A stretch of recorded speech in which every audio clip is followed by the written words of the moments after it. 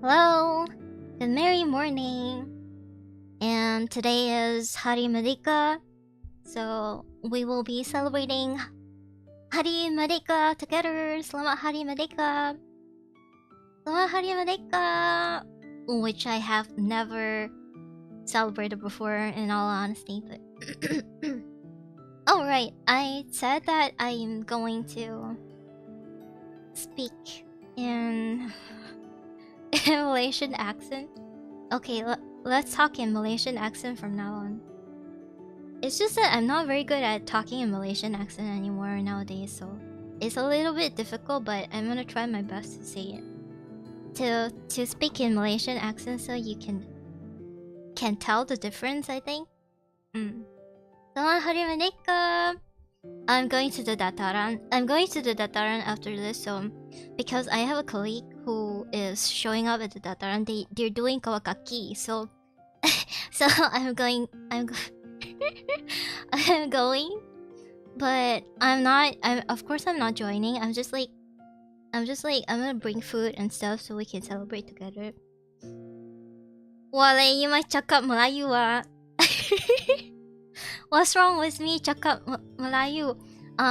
Hari ini saya ingin memperkenalkan kepada semua penonton di sini. Saya ingin memperkenalkan Malaysia. Negaraku. You might cakap Melayu ah. Okay.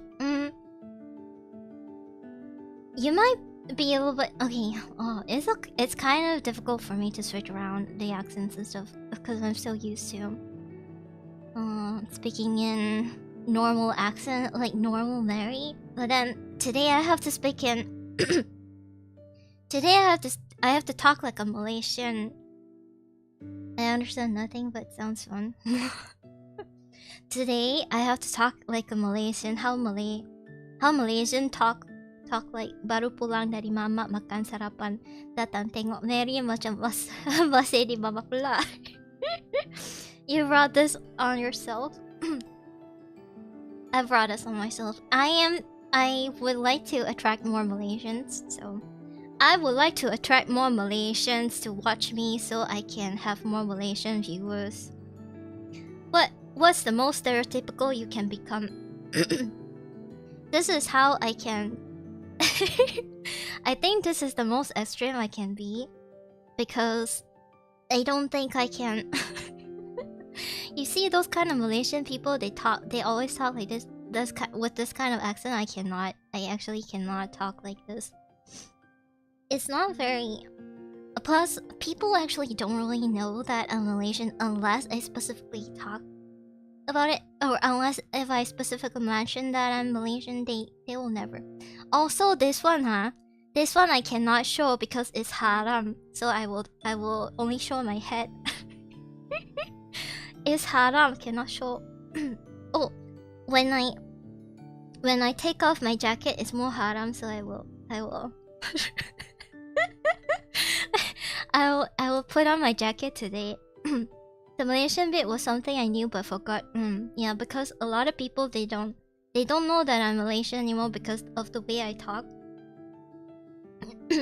To be honest, I'm also kind of exaggerating my Malaysian accent a little bit because I actually don't really remember how I talk like. But today I have to commit to the bit to be more Malaysian. So. Sell yourself for patriotism. Yes, sell myself. My body is very haram. Cannot show. Malaysian sounds like those simulations of how prehistoric Indo-European people were communicating. We have a lot of I keep switching back to. Okay, I cannot. Is Islam the most popular religion? It is actually the official religion of Malaysia. It doesn't mean that everybody is Muslim. It just means that majority of the people are Muslim, because if you are Malay, if your ethnicity is Malay, if you were born Malay in Malaysia, then you are definitely Muslim because Malays are born Muslim and they die Muslim. So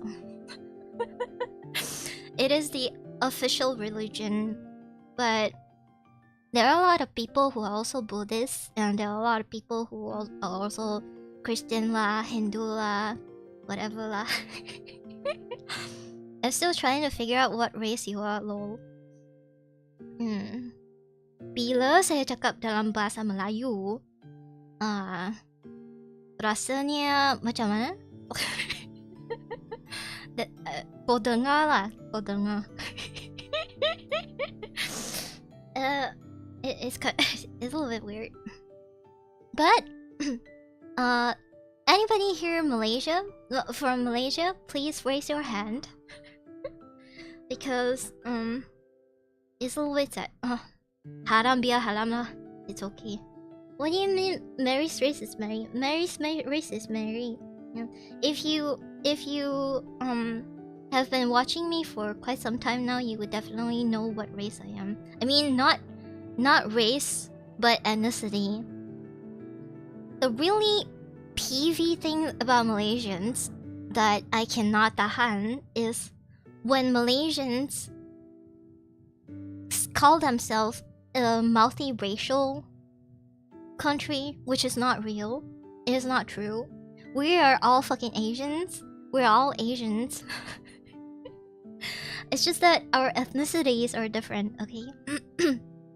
Amoy, I am definitely not really Amoy. I am kind of Amoy, but I am very mixed. Sorry, you're Filipino. Okay. Filipino is neighbor only, ma. It's okay. No problem. Today is the only day I would be talking like this, okay? This is like me really trying to exaggerate the way I talk. So I don't normally talk like this, okay? So what is Malaysia? Malaysia is... Malaysia is... Malaysia. Oh! Do you know... Can you recognize what country this flag also kind of resemble? All I know is Filipinos are the weird ones where selamat pagi becomes thank you. Eh? Oh, pagi is... Selamat is thank you. Pagi is stingray. Selamat pagi. Selamat petang. Selamat tengah hari. Americans will occasionally distinguish Northeast Asians from Southeast Asians, not usually though. Shut the fuck up! Oh my god. Sorry. The fucking airplanes. Next week British accent, and then after that Indian accent. I don't know.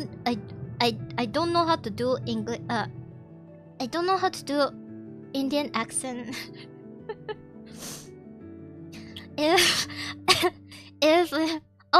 Now that I am Malaysian, I should also curse in Malaysian, right? What? Walao eh, oh wait, I'm not. It's not my habitual. I'm not really used to cursing in Malaysian style, so I can't stay too long. I had to drop in for a moment to enjoy the Taskaru. We might not get this again. You might. Tao Ji Bai. 我鬧你咪屌你老母，蘭州臭字幣motherfucker， what Ciel Bobby， what did they call Bobby? Gina Bobby? No, we don't bring racism. Wait. Dude. Wait, no, okay, it's a little difficult. Okay. I suppose Singaporeans can also join in with this because Malaysians also kind of talk like Singaporeans in all honesty. Not today, please. And today is today is the Unity Day. Today is the day where we all come together and celebrate Hari Merdeka. You probably said something horrifying, but you sound adorable. Cao Jibai is... What is Cao Jibai again? Tits? Was it tits? No, Buki. Buki is... Bukima. Buki is... fuck. Singapore used to be part of the Malaysian Federation until Malaysians are like, Singaporeans are too whiny. No, back then the island people are too whiny, and then they kicked the Singaporeans out, and then now they regret it because Singaporeans are much more put together compared to Malaysians. Chao Chibai, smelly pussy. Yeah, smelly pussy, something like that. And then Lan Jiao is dick, something dick. Poki is the part where the laser comes from. This is only one time, okay? I'm not going to stream anymore talking like this, okay? I find the whole region history after World War II super interesting, to be honest. my throat is very dying, very want to die already. It's the day where we got independence from British Kentucky. Oh yeah. What is the origin of this holiday? The origin of this holiday is we get independence because Merdeka means independence. I think we even have a song. We even have a Merdeka song, which I don't really remember how to sing, but so in 1942 we got colonized by Japanese people for 3 years, and then after that British people came to save us, and then we got... It's actually a very long... If you are Malaysian, if you go through the middle school history lessons, sejarah, there are so many things. I actually don't remember a lot of them, but there's the Perancis, the French people, and then the Belanda people, the Dutch people, and then after that, we got colonized again and again, and we got washed out so many times. And then the latest one is the British people, and the British people were the people who segregated us into different... They were also the ones who brought the Chinese people over. They were also the ones who brought the Indian people over. And so we have a lot of ethnicities here already because of the British people. So the after we got independence from the British people, there has been a lot of like ethnicism. We wouldn't call it... Malaysian people, they like to call it racism, but I would like to call it ethnicism because we're all fucking Asians. Why everywhere is either England, France, Spain, or Portugal? It's because they are the power countries. They are the they are the power countries. It's the... Yeah, it's the... Saya pun sudah lupa sebab lama tak nyanyi. Negaraku. We have to sing it later. Japanese colonialism sounds like the worst horror known to humanity. Yeah, they were very brutal, and you know what? If you study in Japanese schools, they actually teach you something else. They actually don't really teach you the real history of what Japanese people had done to... Yeah. Done to the rest of the world, so like that's kind of... I play EU, so I know Portugal was also involved. Yes, Portugal is also involved. Oh, you play EU?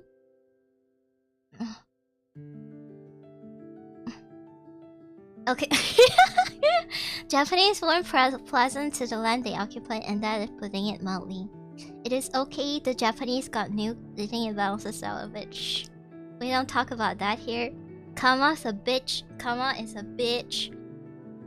They really skipped the WW2 part. The Japanese section in our sejarah book, in our history books, are also very short because they are also very short. They are very short-lived here. And then after that, British people came to save us, and then, well, I wouldn't say save us, but they kind of put us to work so that we can deal better ourselves. And then our first prime minister. Okay, hold on. So first of all, let me introduce you to okay, here. This is let me do this.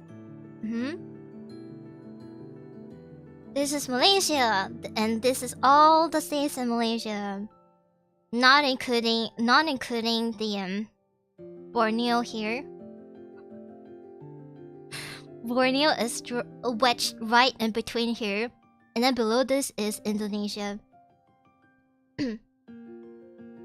USA. Oh, the flag also kind of looks like USA. They say that a lot of people say that it's because USA they copied our flag, but a lot of people also say it's the other way around. But I wouldn't know, cause I don't give a shit about that. So anyway, this is called Sabah. Sabah is where Kota Kinabalu is. It is also where Mount Kinabalu is, and Mount Kinabalu is our tallest mountain in the Southeast Asia. And then this is Sarawak. Sarawak is full of people who don't give a fuck. And also they have really good laksa. Laksa is a food, noodle type of food. Sabah is great because I have a lot of people that I know who came from Sabah, and they also don't give a fuck. So the right side of Malaysia is mostly people who don't give a fuck. During the Japanese occupation, some Chinese family married their daughters to Malays for safety. That's why some old family have Chinese grandparents. Oh, I didn't know that. Singapore doesn't exist. Singapore is right here, but it doesn't exist. It's a nice flag. No, it's Keelan's plane. They really skipped the WW2 part. Yes, they did really skip the WW2 part. So, this is Perlis. Perlis is the top of the West Malaysia. And normally, Perlis people are kind of hard ass. I'm just gonna go through the West Malaysia now, because now we already know what what East Malaysia is. East Malaysia has a lot of... Wait, what does East Malaysia have?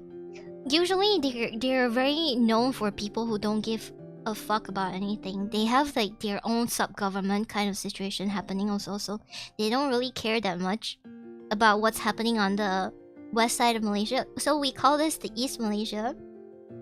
And then this is the West Malaysia. West Malaysia is full of politics and full of shit, and East Malaysia are full of people who don't give a shit about this shit. And that is...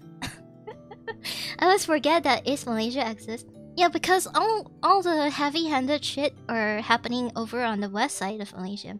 East side of Malaysia is like chill. It's like ultimately just like super chill, and they don't give a fuck about anything. So let's go back to the west side of Malaysia, where we talk about Perlis. Okay, I'm just gonna give you a very quick rundown of what's happening on the west side of Malaysia. So Perlis people, they are very they are kind of hard ass, but they are not as hard ass as Kelantan and Terengganu people. They are people who are very righteous, but it's very small, so they kind of, a lot of police people, they kind of overcompensate by because their state is so small. And literally everybody in Malaysia, they don't really care about if you come from police or not, because we kind of just forget that police actually exists. And then Kedah. Kedah is full of a lot of Chinese people and Melayu people. So Malay people and Chinese people are all like settled down here. I would say Chinese people a lot down at the bottom side of Kedah, and then the Malay people are more focused on, more concentrated on the top side of Kedah. Kedah is not that religious, but it is also considered kind of religious. So it's like so-so kind of situation. And then Penang is just Chinese people. Only Chinese people. Occasionally you see a few Malay people here, like a few Indian people there, but then it's just Chinese people. And majority, I would say almost 80% of the Indians and Malay people in Penang, they can speak Chinese.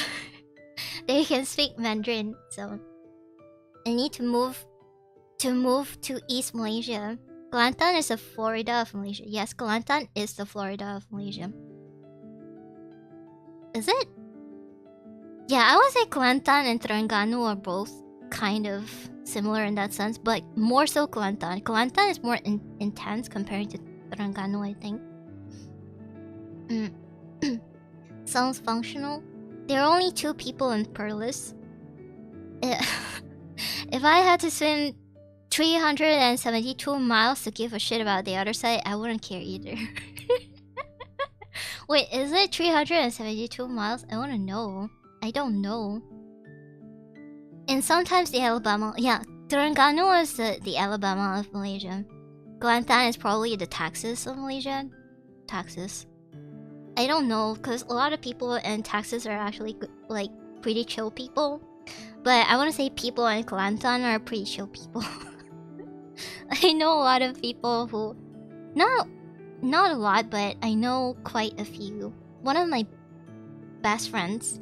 One of my ex-best friends used to be Kelantanese. But Terengganu has all the nice beaches and islands and corals. Yeah, this is Pulau Bangko, and then Pulau Redang. Wait, I will come to that later. So Penang is all Chinese, and Penang is also the central of a lot of it's also Georgetown is also one of the major cities of like trades from the olden times.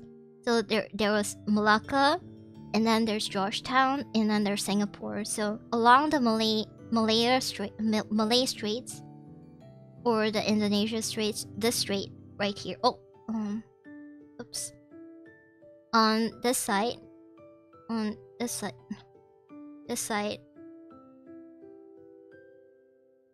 port. Sometimes the Alabama of Malaysia. So many horror stories for Kelantanese. So many stories. So Georgetown is also... I don't think I should say this. Okay, I'm not gonna say this. Okay, next is Perak. Perak is the state where people actually think is pretty small, but it's actually massive. A lot of people, when I ask them, they're like, Perak, it's just Perak. They always think that Selangor is way bigger than Perak, but Perak is actually really big. And today is the day I also recognize that Perak is way bigger than Selangor. Say it. I come from Penang. So this is my hometown. I am in the center here now. I am somewhere in Selangor now. But obviously I'm not gonna tell you where in Selangor I am. But it also means that I am close to Putrajaya, and it also means that I get to go to the Dataran later. Yes. Georgetown is where the One Piece is located. Which one is the main religion there? Malaysia's official religion is Islam. Penang mainland or island? I'm not gonna say it. I'm not gonna say that. So, Perak is also where a lot of Chinese people reside. A lot of Chinese people are around this area. Somewhere around this area. And this Ipoh here, you see this tiny dot? We call Ipoh. This is where Michelle Yeoh is born. This is where Michelle Yeoh, yes, our Michelle Yeoh, everything, everywhere, all at once, Michelle Yeoh. Michelle Yeoh comes from Ipoh, from Perak. Amazing, right? Amazing. The more you know. So, next we go to Kelantan and Terengganu, which I don't really want to talk about because these are the Alabama and the Floridas of our country. As Fox Spear said, yes, these states are not very good states. If you come from these states, people kind of give you a little bit of side eye before they really start talking to you. At least in my experience. I'm not the one who gave the side eye. It's just that a lot of my friends, they also make fun of their own states when they come from Kelantan and Terengganu because of how extreme they are. They are very radical. They are very I don't know. I wouldn't say annoying, but they are very like you know what it is, yeah. Okay, and then Selangor. Selangor is the main focus of the entire West Malaysia. So if you know the MRT, the public transport, all the advanced shit, it's all happening in Selangor. Because Selangor is close to Kuala Lumpur, because Kuala Lumpur is right here. Right here, this tiny dot right here. Small tiny dot here. This is Kuala Lumpur.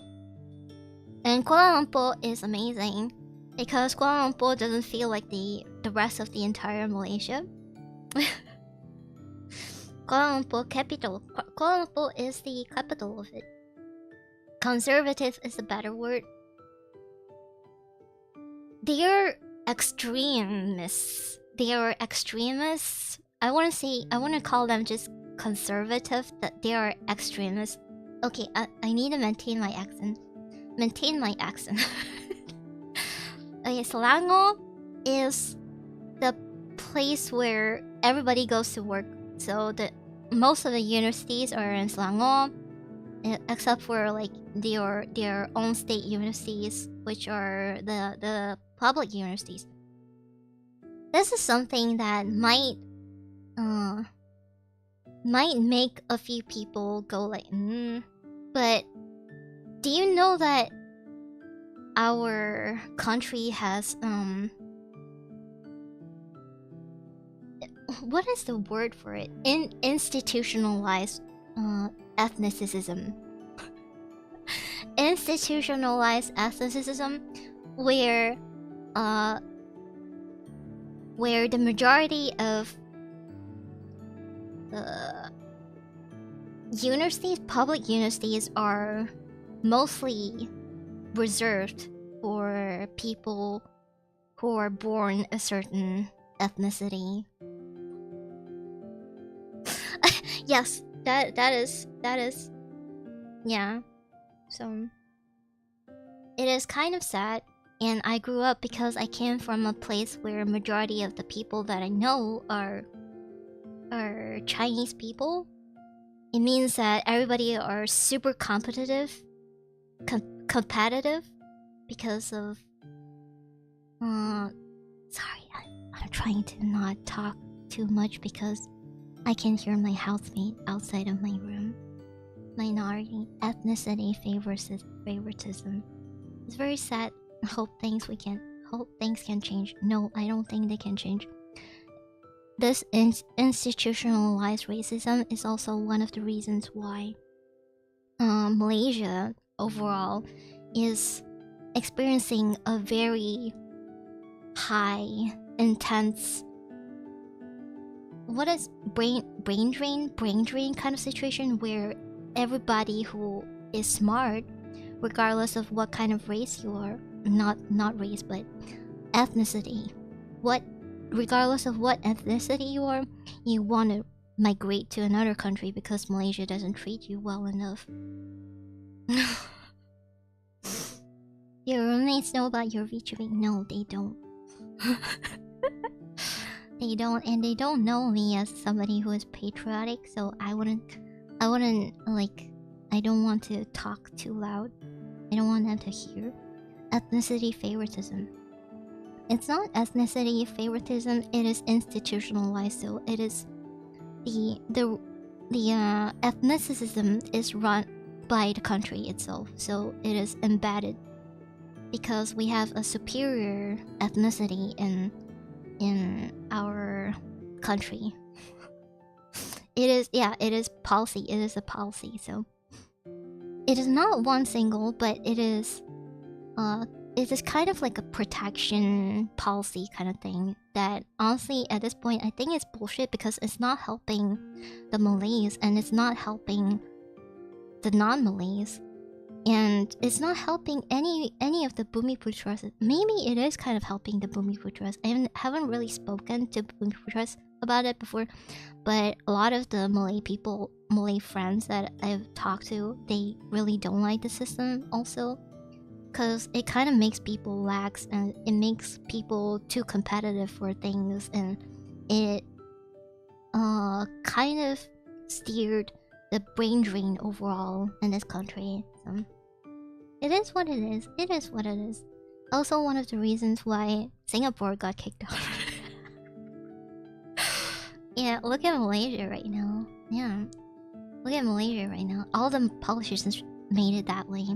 Nationalism, maybe? Nationalism. Will you call it nationalism? Their current policy is basically just keeping people stagnant. Yeah.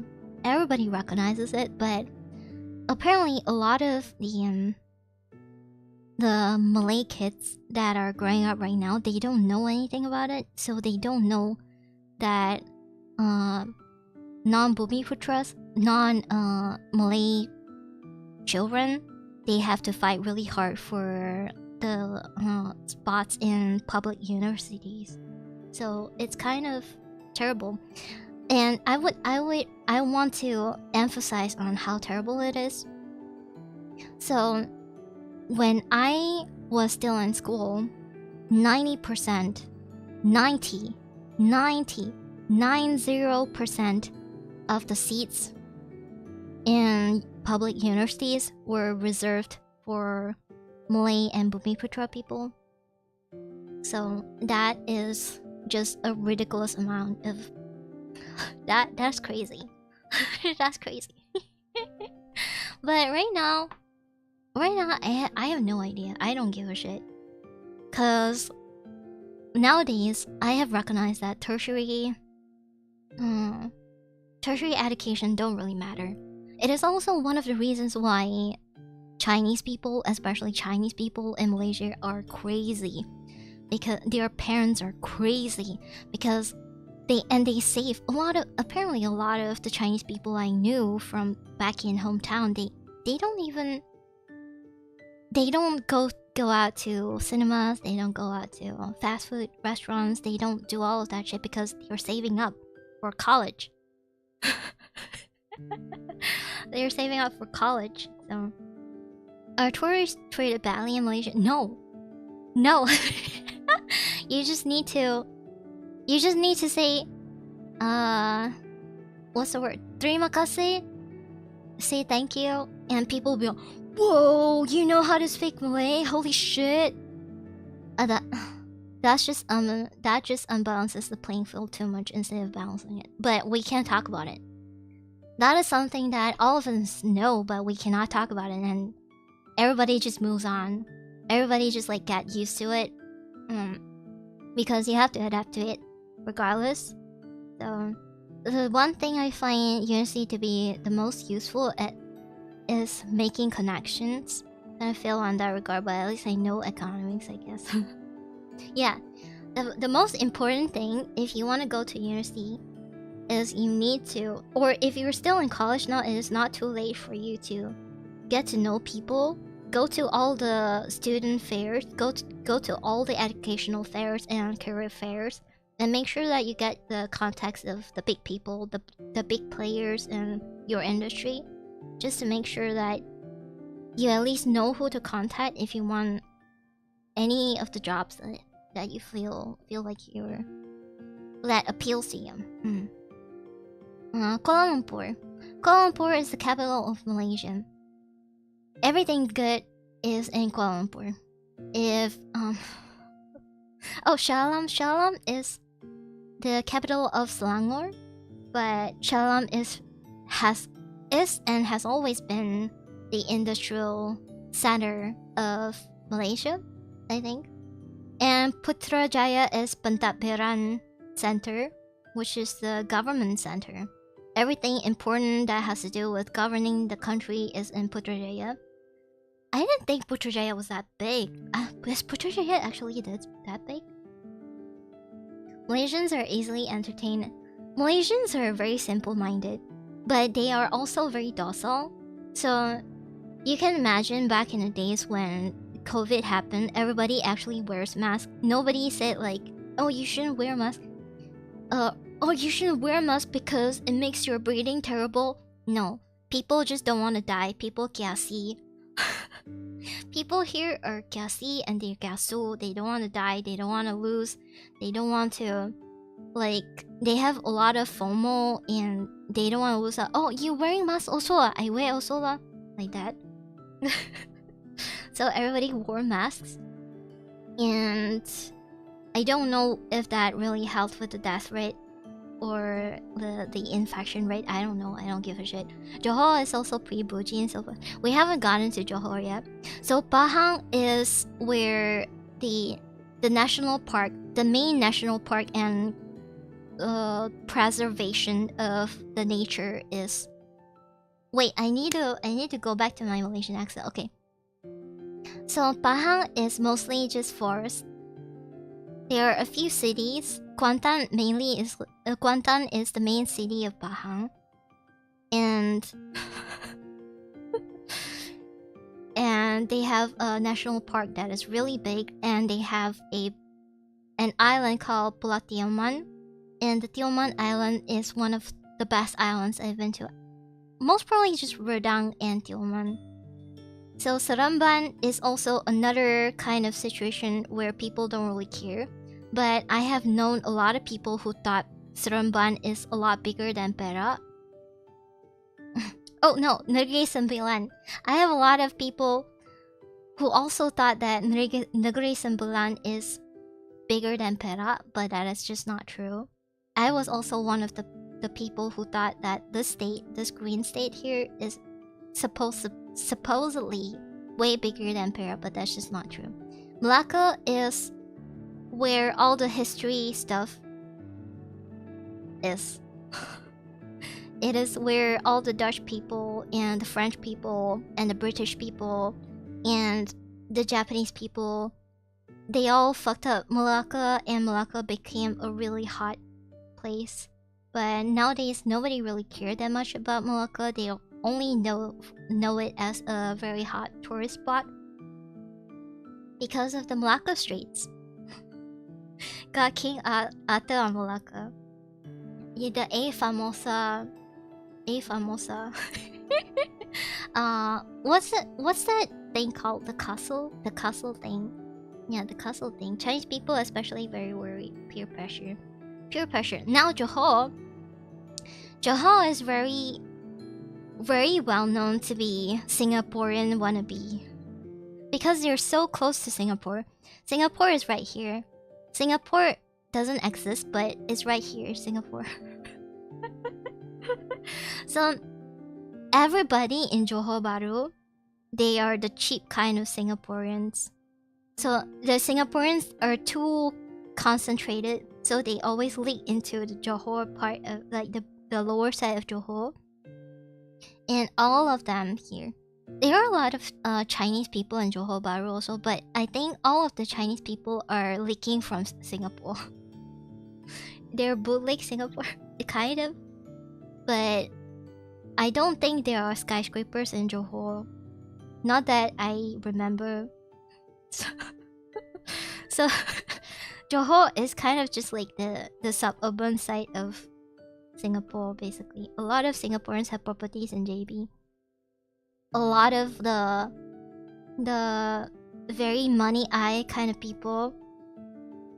What the fuck? Can you shut the fuck up? My housemates are so noisy. What the fuck? Anyway, so Johor sorry.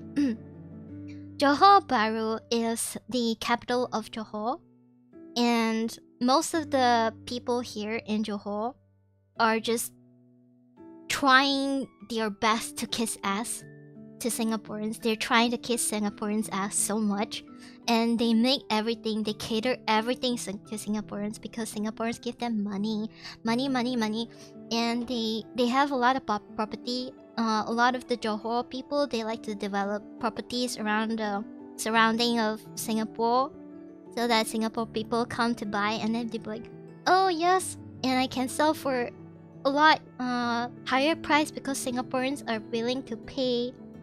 Like that one. They might be watching the parade broadcast. Oh, I think they are. I'm supposed to be there. I'm supposed to go there. So this stream will be a little bit short, but I will not get. I will not. Wait. Let me confirm. Hold on. Let me go see if they're. Are you watching the broadcast? Are you guys watching the broadcast?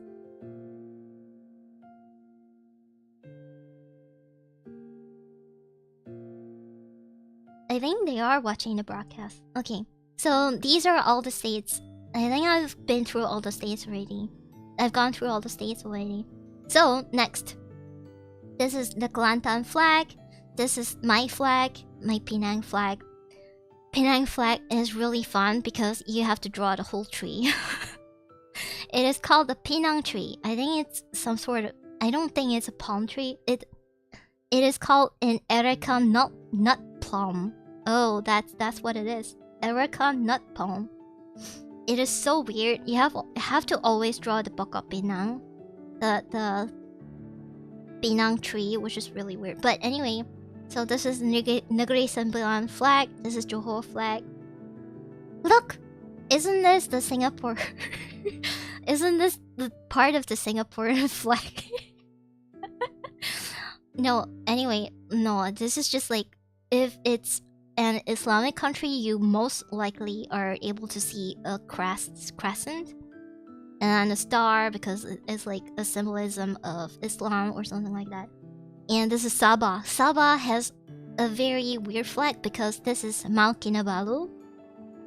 Mount Kinabalu is the tallest mountain in Southeast Asia. And this is the Selangor flag, the Perak flag, very bland flags. Perlis flag is something that nobody cares about. Basically, every country in the Organization of Islamic States. Yeah, basically. Oh, like Terengganu, Kedah. Kedah is... This is called the Padi. The field, the rice. Kedah is known for farming. Paddy farming. Pahang flag is very bland. It's white and black. Melaka. This is Sarawak. Sarawak has a really cool flag. I really like it. This is a federal territories. I don't really care about it. I actually didn't know that Kuala Lumpur has a flag until today. And I am how many years old? Tricolor is supposed to be easy to draw. Too many stars and moon flags. Yeah. This is the Labuan flag. And I don't really care about the Labuan flag either. Putrajaya. Putrajaya is the newest federal territory, and that is all. And this is the prime ministers. I would like to take this opportunity to introduce you to all our prime ministers. Why am I doing this? I'm haram. Yes, cannot look because haram. So I will only show my head. If not, people will come after me. So this is Tunku Abdul Rahman. Tunku Abdul Rahman is also known as the father of independence. So Tunku Abdul Rahman was the one who signed. I think all three of them were there when they signed the contract of independence from the British people. And then this is Tun Abdul Razak. Tun Abdul Razak is also known as the father of development. So he was the one who started all, like, he was the one who actually made UMNO? No, not made UMNO, but developed UMNO, or got started on UMNO because he inherited UMNO from the father of independence, from Tunku Abdul Rahman. Can call PM if not serve full term. Can call PM if not so full. This one I don't know. There's two people. I recognize this person. Okay, we're gonna go through the full list first. So Tun Hossein on. During the time in my high school time, I mostly learn about these 4 people only because I'm old, right? So the rest of these people, I mean, this and this is the same person, but but Tun Hossein On is called the father of unity. I don't remember why he's called the father of unity. I actually don't remember why he's called the father of unity. Did he actually unite people?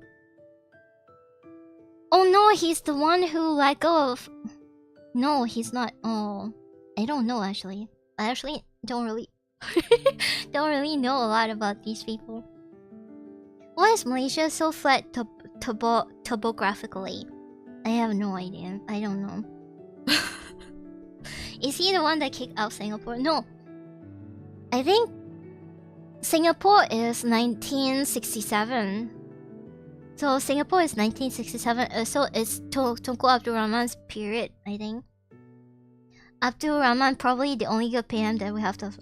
Abdul Rahman is probably also the smartest guy like out of all these people. He's also probably the smartest guy. So the next prime minister we have is Mahathir Mohamad. Now Mahathir, we call him... What do we call him? I don't know what we call him. Oh, this is the Twin Tower guy. He is the guy who put Malaysia on the big map. According to him, okay. Abdul Rahman got great education. He is so smart. He's probably the smartest guy out of all of them. People would argue that Mahathir is also smart. Mahathir is probably the smartest out of all of them, but I would say this is definitely the smartest guy out of all of them. So fascinating. Mahathir, he is also the longest prime minister that we have because he served for 22 years, and then after 22 years he also came back to serve after he became... I think he's 99 years old right now. The other day when I was in my brother's house, my brother has a cat who's 16 years old, and he he said to the cat, "You better not die before Mahathir, okay?" you better not die before Mahathir, okay? Mahathir is still very healthy. You better not die first, okay? Mahathir is the most well-known prime minister of Malaysia. Why is Mahathir the most well-known prime minister of Malaysia? He also has the longest wiki page. If you go on his wiki page, it's full of a lot of shit. This guy, look at our gentle prime minister right now. I think our current prime minister is doing a pretty okay job so far. Kind of like Day by Daylight, but look at his kind face. Now this guy, at his prime... Oh, this guy, Anwar Ibrahim, he also used to be the prime minister, the second prime minister, when Mahathir was acting as the prime minister. He was the person next in line. But Mahathir was like, "Oh, this guy too much power, don't want him." And he promoted Badawi instead. Badawi is the sleepiest guy ever. He's like, "No, I don't want to promote you to be the next prime minister after my term. After my term, I don't want you because you might do something to what I have built up." So you know what he did? You know what this guy did? To put him in jail, to put our current prime minister in jail. He accused... This is so fucking weird. He accused Anwar Ibrahim of sodomy. So Anwar Ibrahim got into jail because of sodomy. There's a whole documentary out there, I think. Yeah, because Anwar was actually really good, and he was supposed to be the next prime minister in line, and Mahathir was really corrupt at that time. I think even now he's still like really corrupt. Regardless, he was the one who. Mahathir is the weirdest, like batshit crazy prime minister ever in Malaysia history, but he is also the most well-known history ever. Nobody watched. He has a whole fucking movie about it. So, sodomy, yes, sodomy. This guy. So, it is well known that our current prime minister has been in jail. He has been in prison for a good amount of time, for a long time, because Mahathir put him in jail for sodomization. When I learned about that word, I was like, what the fuck is that?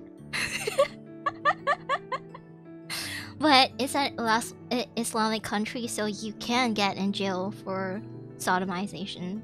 But it was actually framed. It was framed because this guy has a lot of tea on Mahathir.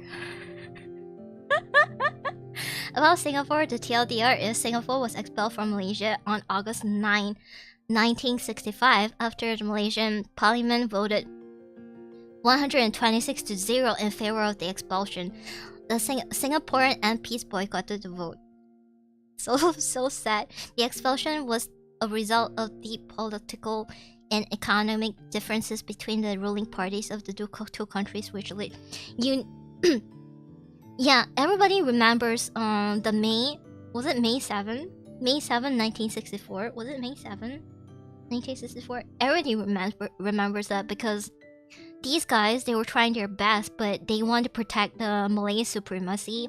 And then Singapore, they're like, holy shit, this is not good for us. Holy shit. And they just out. They killed Lang and then they out. they just run because they know it's not good. And look at where Singapore is right now. Right? Look at where Singapore is right now. But okay, so the next prime minister. They hated us because we were like, I think it's the mindset of everything is probably the mindset of it. Singapore was right. And Singapore, a lot of Malaysians, they like to justify that, oh, Singapore is just because they land small, man. They land small, easy to govern. Comparing to Malaysia, Malaysia has such a big land, so govern also susah ma, very hard ma. No, that is not true. Malaysians, our government was very corrupt. I don't think I can talk about this. Can I talk about this? I don't think I can talk about this. Can I talk about this? Do we have freedom of speech? I don't know if we have freedom of speech. Okay, so Badawi is known to be the guy who was really sleepy. So if you Google Badawi, there are so many pictures of him out there just sleeping during meetings, during parliament meetings, during like after he gives his speech, he will go back to his seat and he will just like fall asleep. We can talk about it. Are you sure we can talk about it? The best way to talk about it is that anywhere go out on the internet, you have freedom here at least. People can dox me, you know, so it's not very good, you know. So, now we have come to the point where this guy is the most evil prime minister. Now, actually, Mahathir. Oh, thank you for follow. Ken Ike. Thank you for follow. I don't think you can. I don't know. So, this guy, Mahathir, during his term, he pushed a lot for Najib Razak. He's like, oh, Najib Razak very good. And then Badawi was actually supposed to be a stepping stone just so Najib Razak can take over. Now, Najib Razak is a whole meme on the internet. He's in jail right now. Is he in jail right now? He and his stupid looking wife is in jail right now. Everybody in Malaysia hates this motherfucker. Because everybody knows that this motherfucker is why our economy is not improving. Why our economy has not improving in a whole decade is because of this fucking guy. Now we have a very what's it called? It's called 1NDB. And I think I've talked about it before already. Then about the most famous prime minister of Malaysia. Justification of his story went global. His story is actually connected to I remember like a few people in chat were actually a better, like you guys are more knowledgeable comparing to me about this. There was this Chinese guy who had a yacht and then invited Leonardo DiCaprio or something. 1MDB scandal. It is called, if you it is called 1MD. They have actually several documentary about this scandal. It's called the 1MDB scandal. And it has a very big connection to Jolo. Yes, the Jolo guy. Jolo.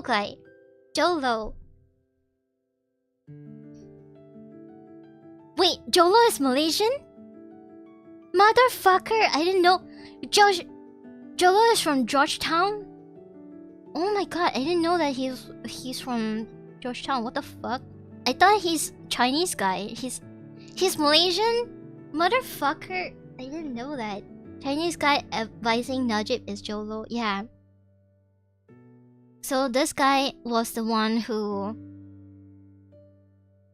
scammed a lot of people.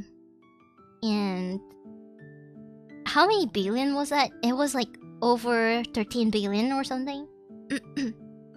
He's still on the run. Jolo's still on the run despite probably weighing 100 kilos.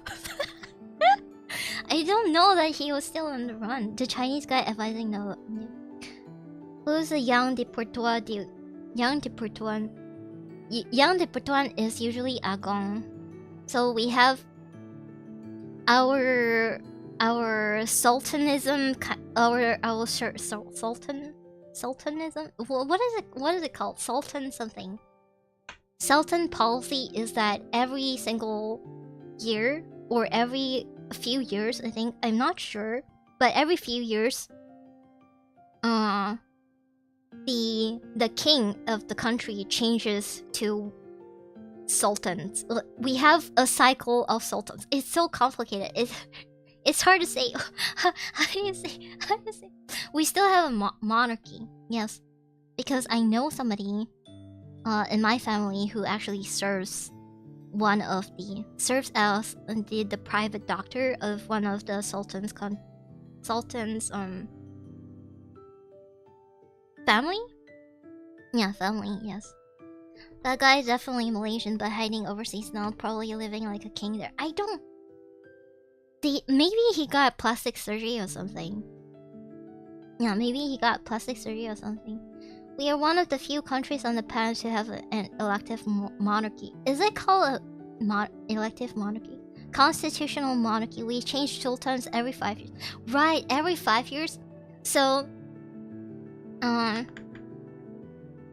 don't remember which. So Perlis has a sultan. Kedah has a sultan. Kuantan, Terengganu, Perak, Selangor, and Negeri Sembilan and Johor. So, and Pahang, I think. So all these states that have sultan, every 5 years they change to another state. Another state's sultan to be the king of Malaysia. So, I think right now it's still Selangor. Selangor is the current. I actually don't know, but so we have 9 sultans. Do we have 9 sultans? We have a lot of sultans in our country, and then every 5 years, one of the sultans from one of the states will step up to become the king. So, Melaka, Sabah, Sarawak. Penang also doesn't have sultan. Penang also don't have sultan. Yeah, Putrajaya is federal state, so it's not actually state.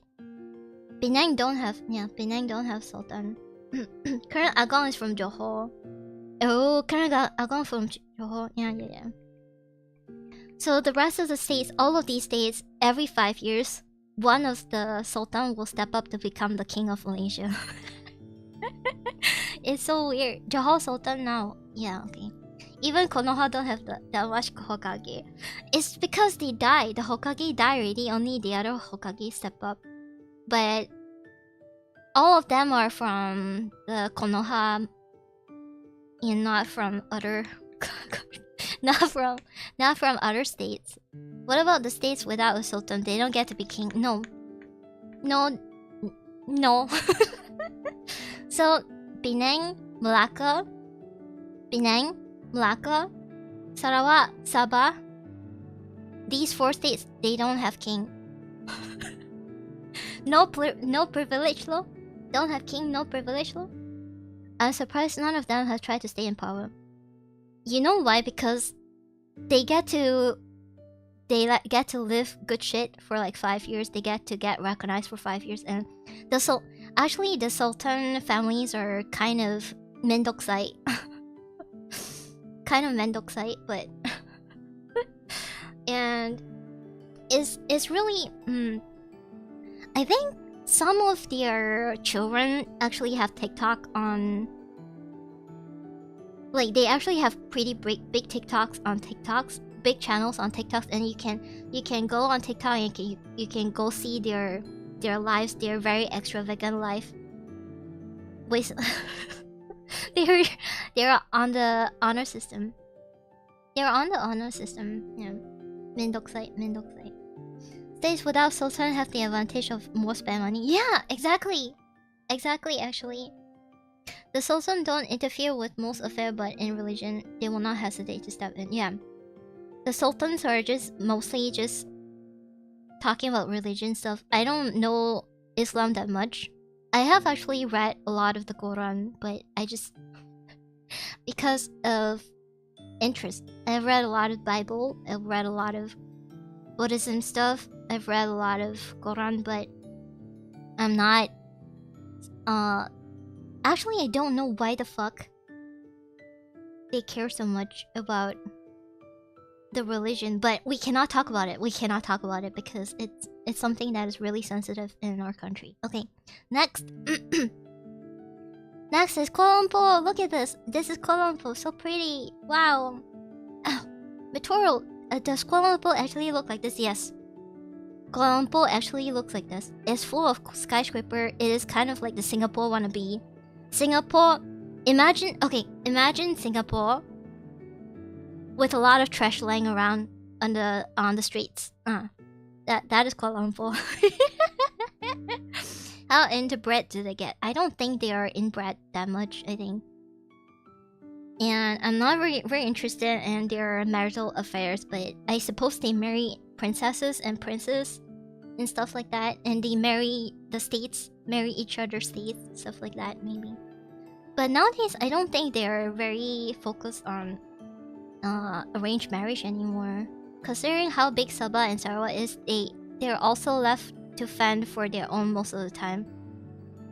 Nah, they do okay. Sabah and Sarawak, they are fine.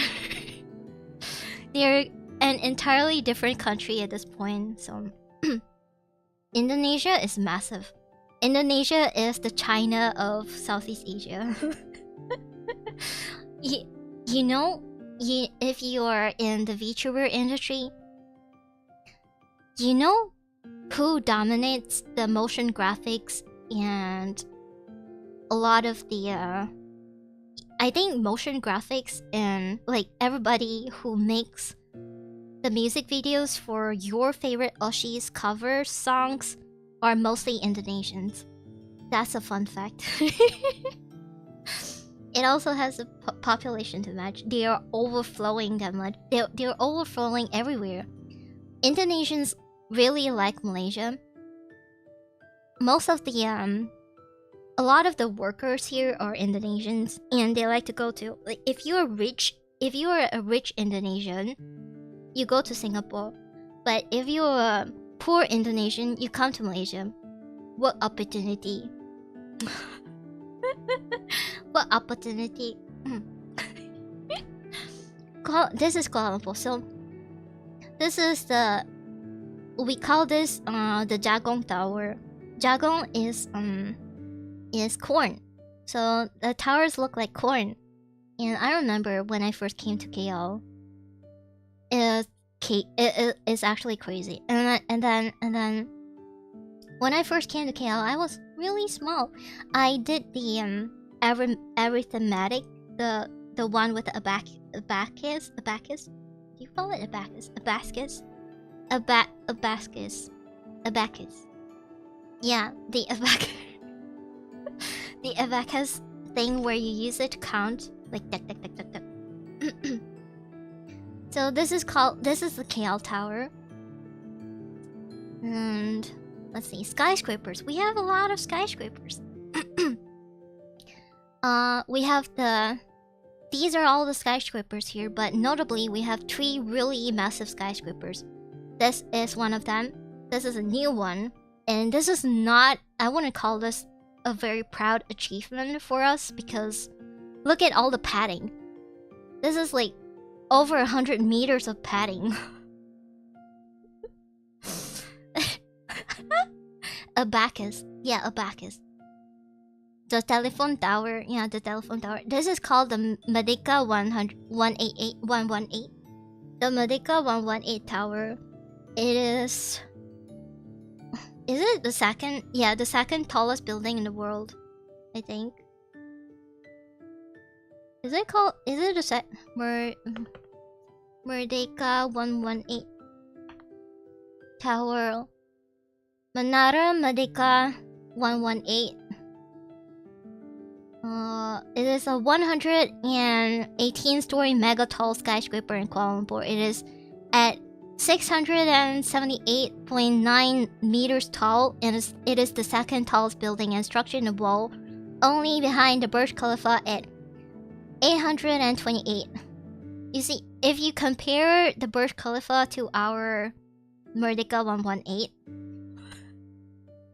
Burj Khalifa is all meat, no bones, and Merdeka 118 is this thing. So sad. But Kuala Lumpur has a really nice landscape, cityscape. Does that antenna count for height? Yes, it does. It does count for the height. That's what I said. It's padding. It's a lot of padding. It's not that impressive because it's not. This is not the meat of it. This is the meat of it, but it's not going as tall. Burj Khalifa is probably until like somewhere taller than this. It's for the 5G. And now we have the Petronas Twin Tower. Petronas Twin Tower has been our symbol of Malaysia. If you are a tourist, you will be able to see this on every single sticker, every single magnet, every single keychain of Malaysia. If you buy a t-shirt as a souvenir, you'll be able to just see this in your t-shirt as well. So this is one of the most important buildings in our country. Apparently, the Mahathir spent so much effort, so much resources to build this up because he wanted to put Malaysia on the map. And I don't know. In all honesty, I'm kind of like, now that it's no longer one of the biggest build. What is Petronas Twin Tower? Let me Google this. It used to be one of the tallest buildings in the world, I think. Petronas Twin Towers. At one point, it was, and then Burj Khalifa got erected, and then after Burj Khalifa, Malaysia was like, oh shit, we need to do better. Need to do better to compare ourselves, even though we're not a developed country. We're not a fully developed country. We're not the best at everything, but still we gasu ma. Gasu, we don't want to lose. So we have to put this up with all the padding. It used to be the tallest, yes. This building used to be the tallest building in the world. Just so we can put Malaysia on. This is entirely quoting Mahathir Mohamad. Dun Dr. Mahathir Mohamad. Because this building has put us on, like, it has made us be recognized, made Malaysia be recognized. It's to put Malaysia on the big map, apparently. But look at it, it's so gorgeous. It's actually a very hot spot. Regardless, on the weekdays, on the weekends, late into the night, early in the morning, you will see people running around the park here. So this is, there's a convention center. This is also where the biggest Comic-Con in Malaysia is held. It's actually over onto this side. It's called the KLCC. It's the convention center, so it's very big. And this is called the Surya KLCC, which is a mall. Very expensive. Probably not for a lot of you guys because you guys have really good currency. It has definitely created jobs when it's being built. It has boosted the economy, but it has also used up a lot of resources regardless. Yeah, look at how pretty it is. It is also something that if you are from an art school, if you take an art course, if you have an art degree, you always remember this. If you have studied art, or photography or film, then this is one of the places that you have been required to do your assignment at, because you have to take it. You have to take the photo of the Twin Towers. And then this is called the KL Tower, Menara KL. Menara KL, I don't know what the fuck is about this tower, but it's pretty. It's pretty and it's pretty tall, and there's a revolving. There's a revolving restaurant inside. I have been to the restaurant like once every few years, I would say. So I would frequent there once every full years. Yeah, the KL Tower, it spins. It spins. You can go up there, have a nice meal. The meal is actually not that good. I wouldn't say it's like the best meal ever, but it has a good view. But you have to pick a good weather, or else you won't be able to see anything from up there. It's just gonna be dark, I guess. Now, I want to talk to you about our modern achievement. I don't really know about the ancient achievement, the ancient achievements of Malaysia, but there's a mall in Putrajaya. Putrajaya is the governing center of Malaysia, right here, near Kuala Lumpur. And Putrajaya has the third biggest, largest shopping mall in the world. Putrajaya IOI City Mall is the third largest shopping mall in the world. This is a fact. Okay. And that is all. I break my legs if I go there. It takes like roughly 30 minutes to go from one end to the other, just because of how crowded it is most of the time. But anyway, it is really big. Anyway, I would like to talk to you about Penang. Penang is also it's where I come from, so I love this place. Not really, but there's a very fancy bridge that is really old. This is how Penang actually looks like this. It's really pretty, really gorgeous. This is Penang. This is how Penang looks like. It's full of Chinese stuff.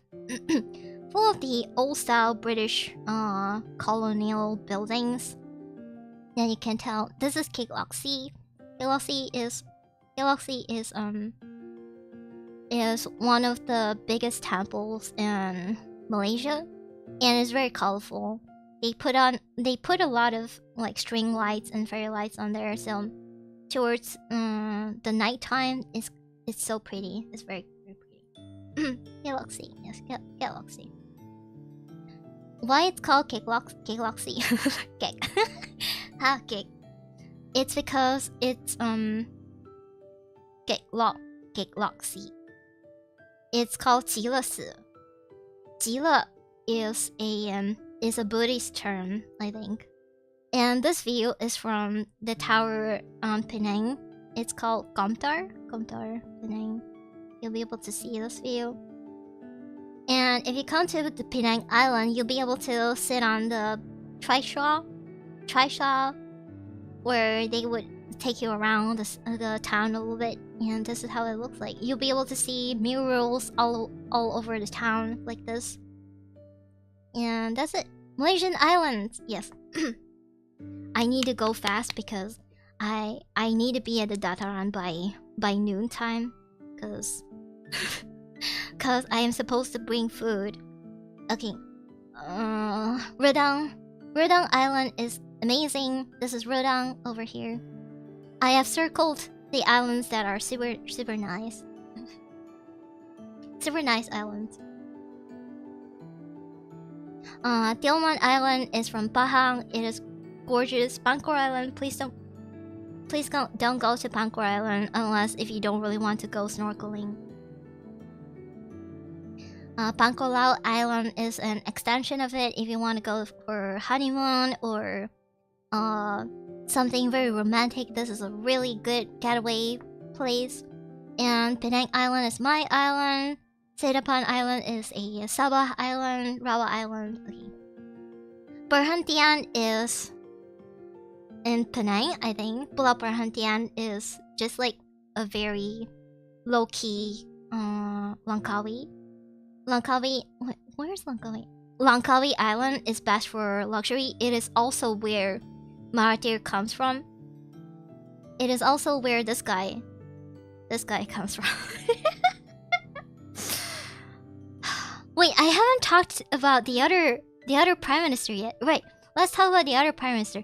So after Najib Razak caused a huge scandal that requires a reset in the constitution, or the whole government has a good reset, and after the government throw over where we had an election time where the entire Malaysia went against Najib Razak and UMNO, and then Mahathir came out with another political party.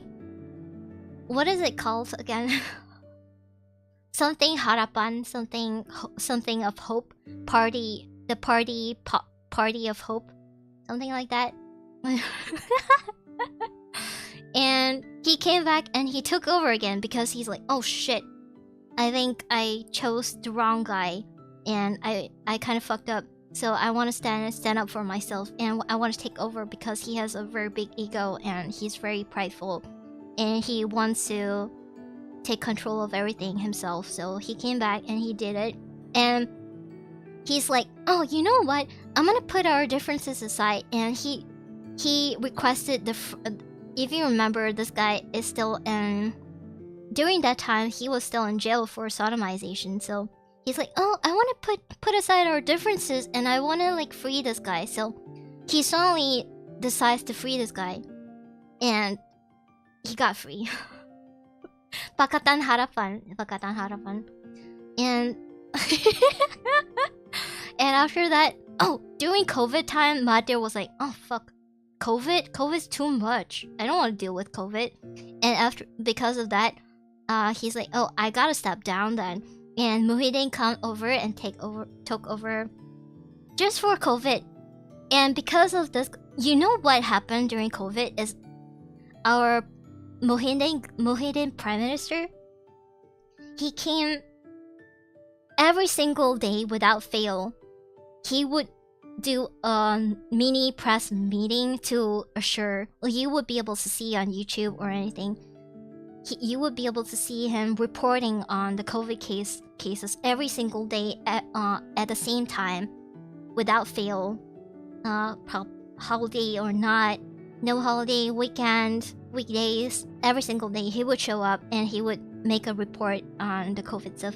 I think he was like pretty good, but then I don't know what's the problem with him, and everybody was like, oh shit, we want to elect this guy instead. Now this guy, I don't know what this guy did. I don't know what this guy did. Nobody really cares about this guy. This guy is kind of just like a stepping stone because Muhyiddin resigned.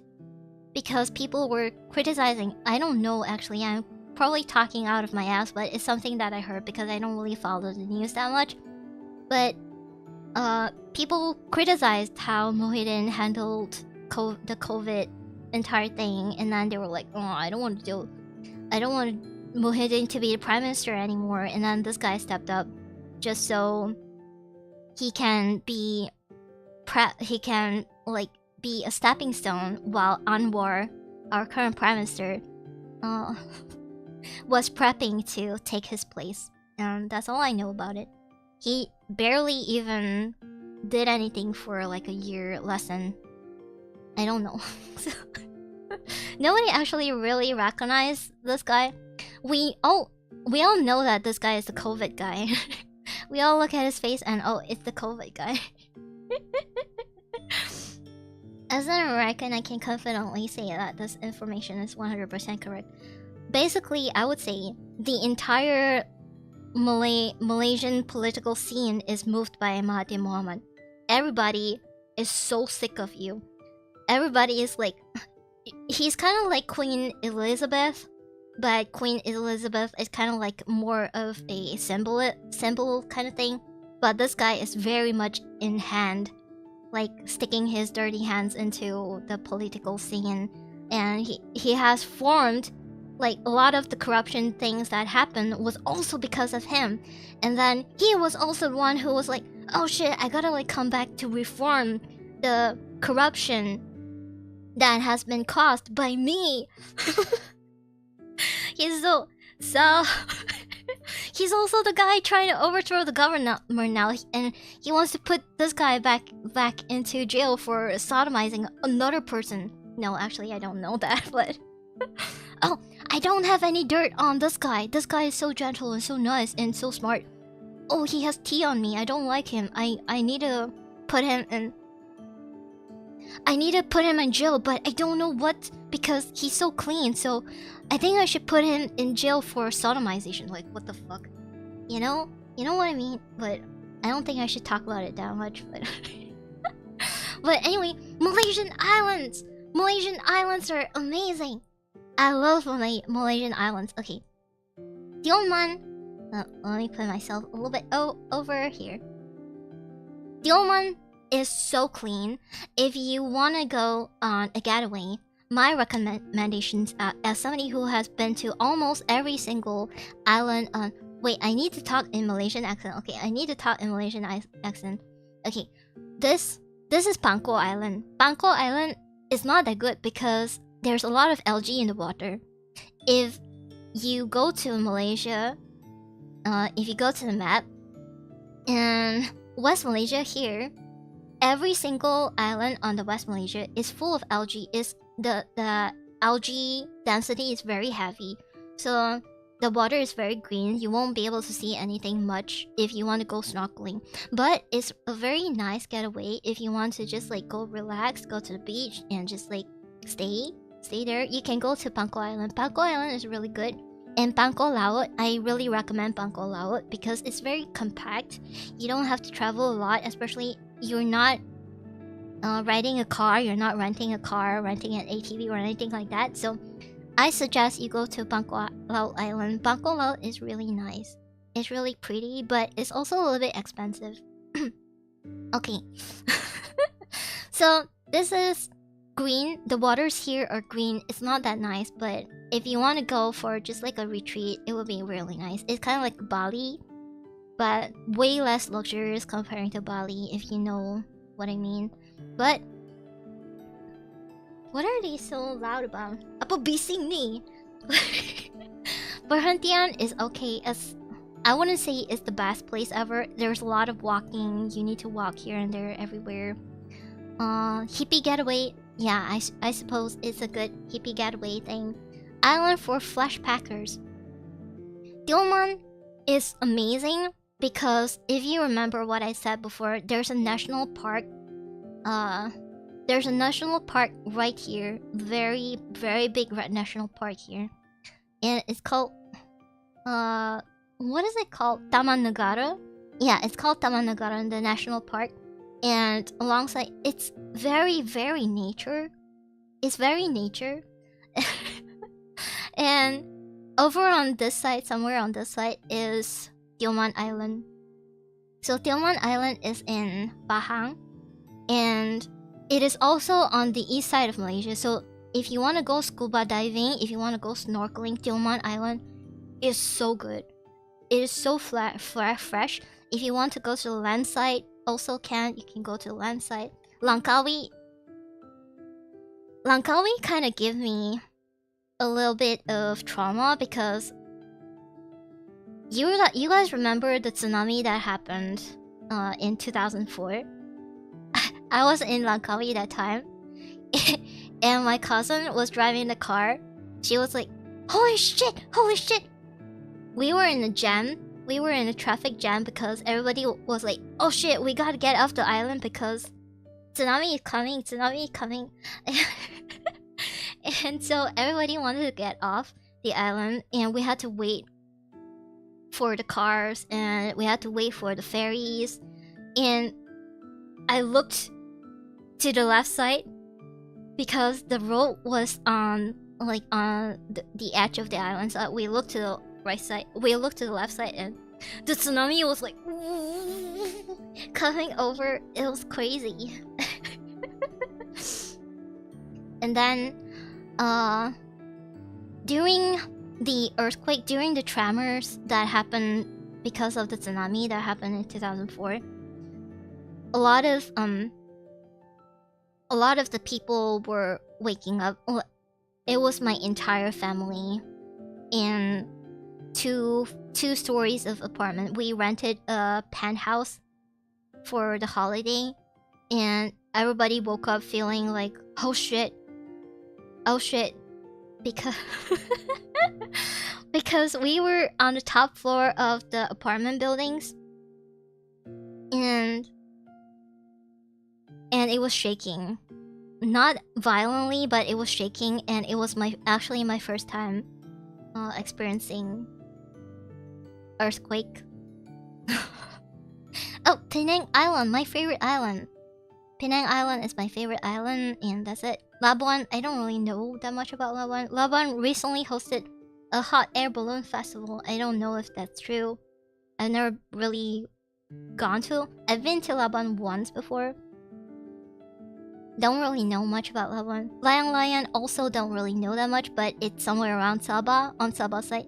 Sipadan is really good. Sipadan is really good. That's all I have to say. If you want to go diving, Sipadan is it. The waters are really clear. It's really pretty. Oh right, also Redang. Hello Redang. Redang is the place where I got bit by a turtle.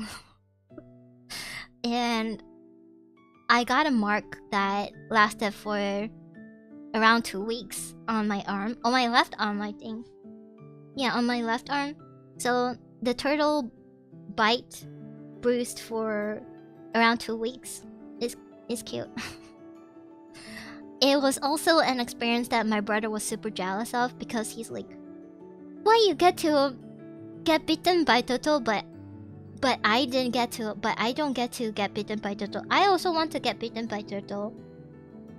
Must have been painful. It was like very painful, but it was kind of painful after. What happened was the scuba diver was the diving guy.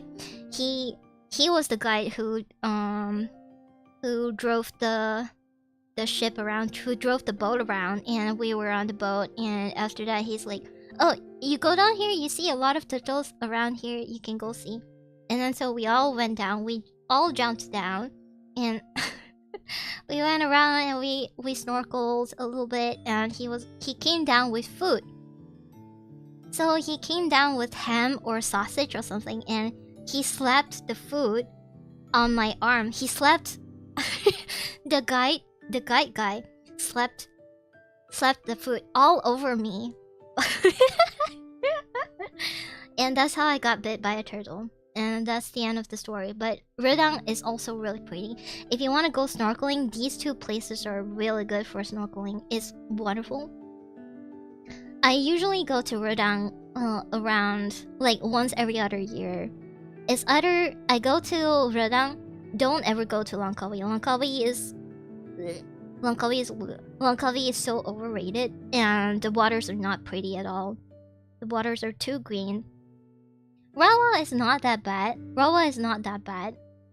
But nobody actually knows that much about Rawa. Bangko is just a getaway if you don't really want to go into waters too much. You just want to lie by the beach. Bangko is a really good place. Langkawi has tax-free alcohol. That's about it. You will see a lot of Chinese people in Langkawi.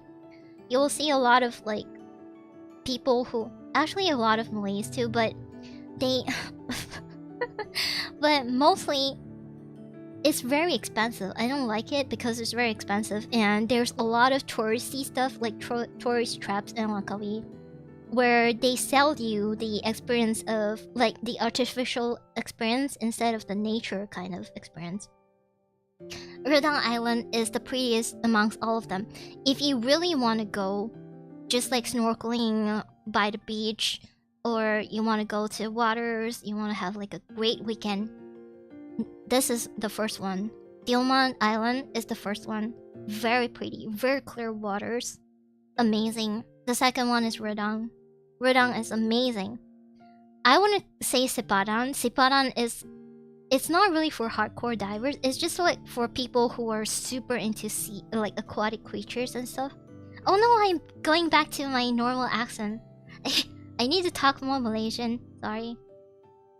So this is in Sabah. It's really pretty, but I feel like a lot of people are not very they don't have the tendency to want to go to Sabah because Sabah is way over on the east side of Malaysia and not on the west side of Malaysia. So if you just want to go on the west side of Malaysia, you can go to Tioman and go to Redang. The only the only bad side about Tioman and Redang is that it is on the eastern coast. So if you remember what I said earlier, the eastern side, the Kelantan and Terengganu. So Redang is somewhere around here. So you have to go through Terengganu to be able to get to Redang. That is the only bad side about Redang. And then Pahang is Tioman is in Pahang, somewhere around here. So it might be a little bit difficult to get there, but when you get to Tioman, it's just so pretty. It is so pretty. And that is all. That is all the islands that I want to talk about. Okay, let's sing Negaraku. Let's sing Negaraku. Wait, I have a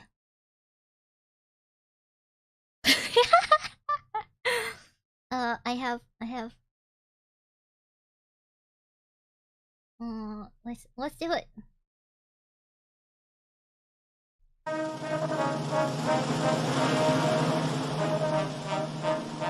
This is my Garaku. Tanah tumpahnya darahku. Rakyat hidup bersatu dan maju.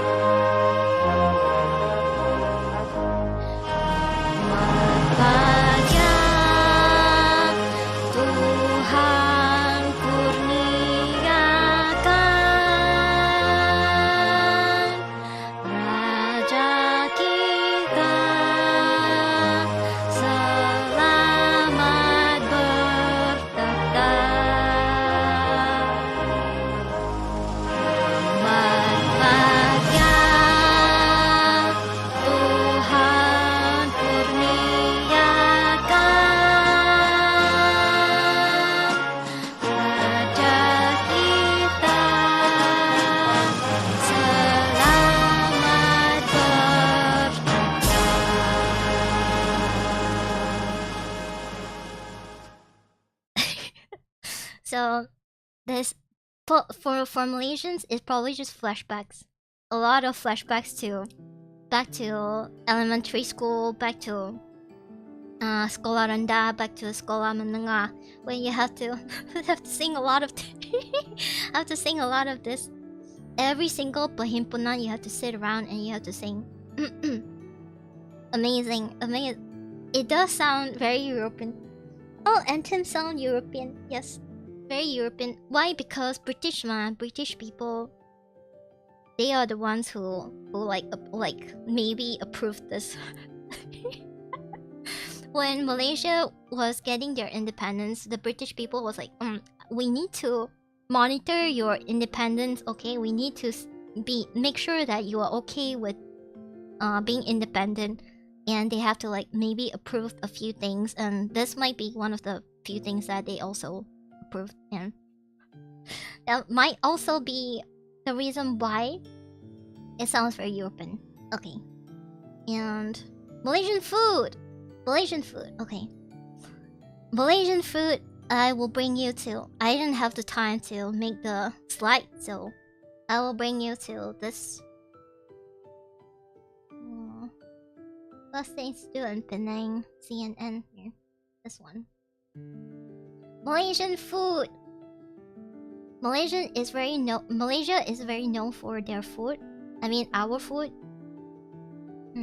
Let me post this off a little bit. Okay, Malaysian food. Mee goreng mama. This is mee goreng mama. PvP time. This is mee goreng mama. Oh wait, I think like this is better. Like this better. Mee goreng mama. I think I've talked about this before. So this is an Indian Muslim dish. Indian Muslim people here, we call them mama. So you see the restaurants, I want to call them restaurants. We are so used to calling them mama, so they're just like mama people who make mama food. And that is the culture in our mostly around Selangor. You see a lot of mama restaurants. Yellow noodles, beef or chicken, shrimp, soy sauce, veggies and eggs, a bit of chili tossed, or a lot of chili, because there's a lot of chili. It's actually really spicy for white people. It's very spicy for white people. Apam balik. Apam balik in Penang, we also call them panjang kueh. Panjang kueh is very nice. It's a little bit sweet, kind of savory, because they usually put corn and Penang peanuts. They put corn and peanuts in it. A compact package of omelette apam balik is stuffed with more than sufficient amount of sugar, peanuts, occasional sprinkle of corn. You can also make them something like flavor, like matcha flavor, like strawberry flavor. They have a lot of flavor. You can matcha flavor is very famous in Malaysia. A lot of people like matcha flavor for some reason. Nasi kerabu.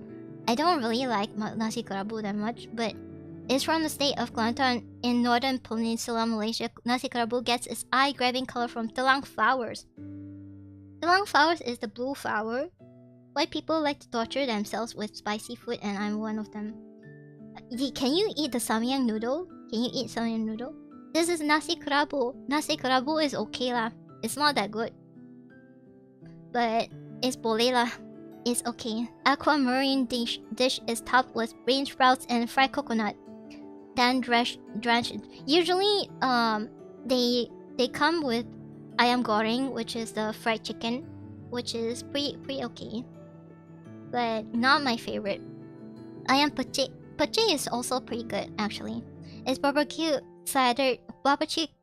chicken slathered in spicy chili, garlic and ginger sauce mixed with coconut milk. With the right amount of pecik sauce, this staple Malaysian style food packs more zing than anything the KFC can muster. Semua makanan sedap dan semua terlalu banyak mudah gemuk. Very oily. Goreng goreng. Nasi lemak. This is our signature dish. So if you're Malaysian and you have never eaten nasi lemak before, everybody will come and hantam you. If you are Malaysian, you should know what this is. If you don't know what this is, what are you? You're not Malaysian. They treat blue like it's also off-putting. Blue is my favorite color. I love blue. Blue is pretty. I can make the best nasi lemak. I can make the best nasi lemak. I can also make vegan nasi lemak if you want me to make vegan nasi lemak. Also can, no problem. Roti john is very nasty. Roti john is... You know why roti john is very nasty? It's because the bread is always soggy. I don't like roti john, but so many people is like every single time during Ramadan season, roti john. Oh, did you get the roti john? Did you get the roti john? Every single time when I go out with my workers and stuff, they would be asking about, oh, did you see roti john? Did you see roti john? It's either roti john or murtabak. Murtabak is better. Murtabak tastes good. Roti john tastes soggy. Can you cook nasi lemak? I can cook nasi lemak. It's not that difficult. The difficult part is just the kuah. The kuah is kind of difficult. The other stuff is not difficult. Cucumber need to cook meh? No need ma. The chicken also technically don't need the chicken to call it nasi lemak. You only need to cook egg and then cook the pandan with the coconut milk, rice. Then okay already. Roti john. Rendang. Rendang is my favorite. I love rendang. Though sometimes erroneously called a curry, Malaysian food aficionados point out that this chunky cauldron of milk and spices is nothing of the sort.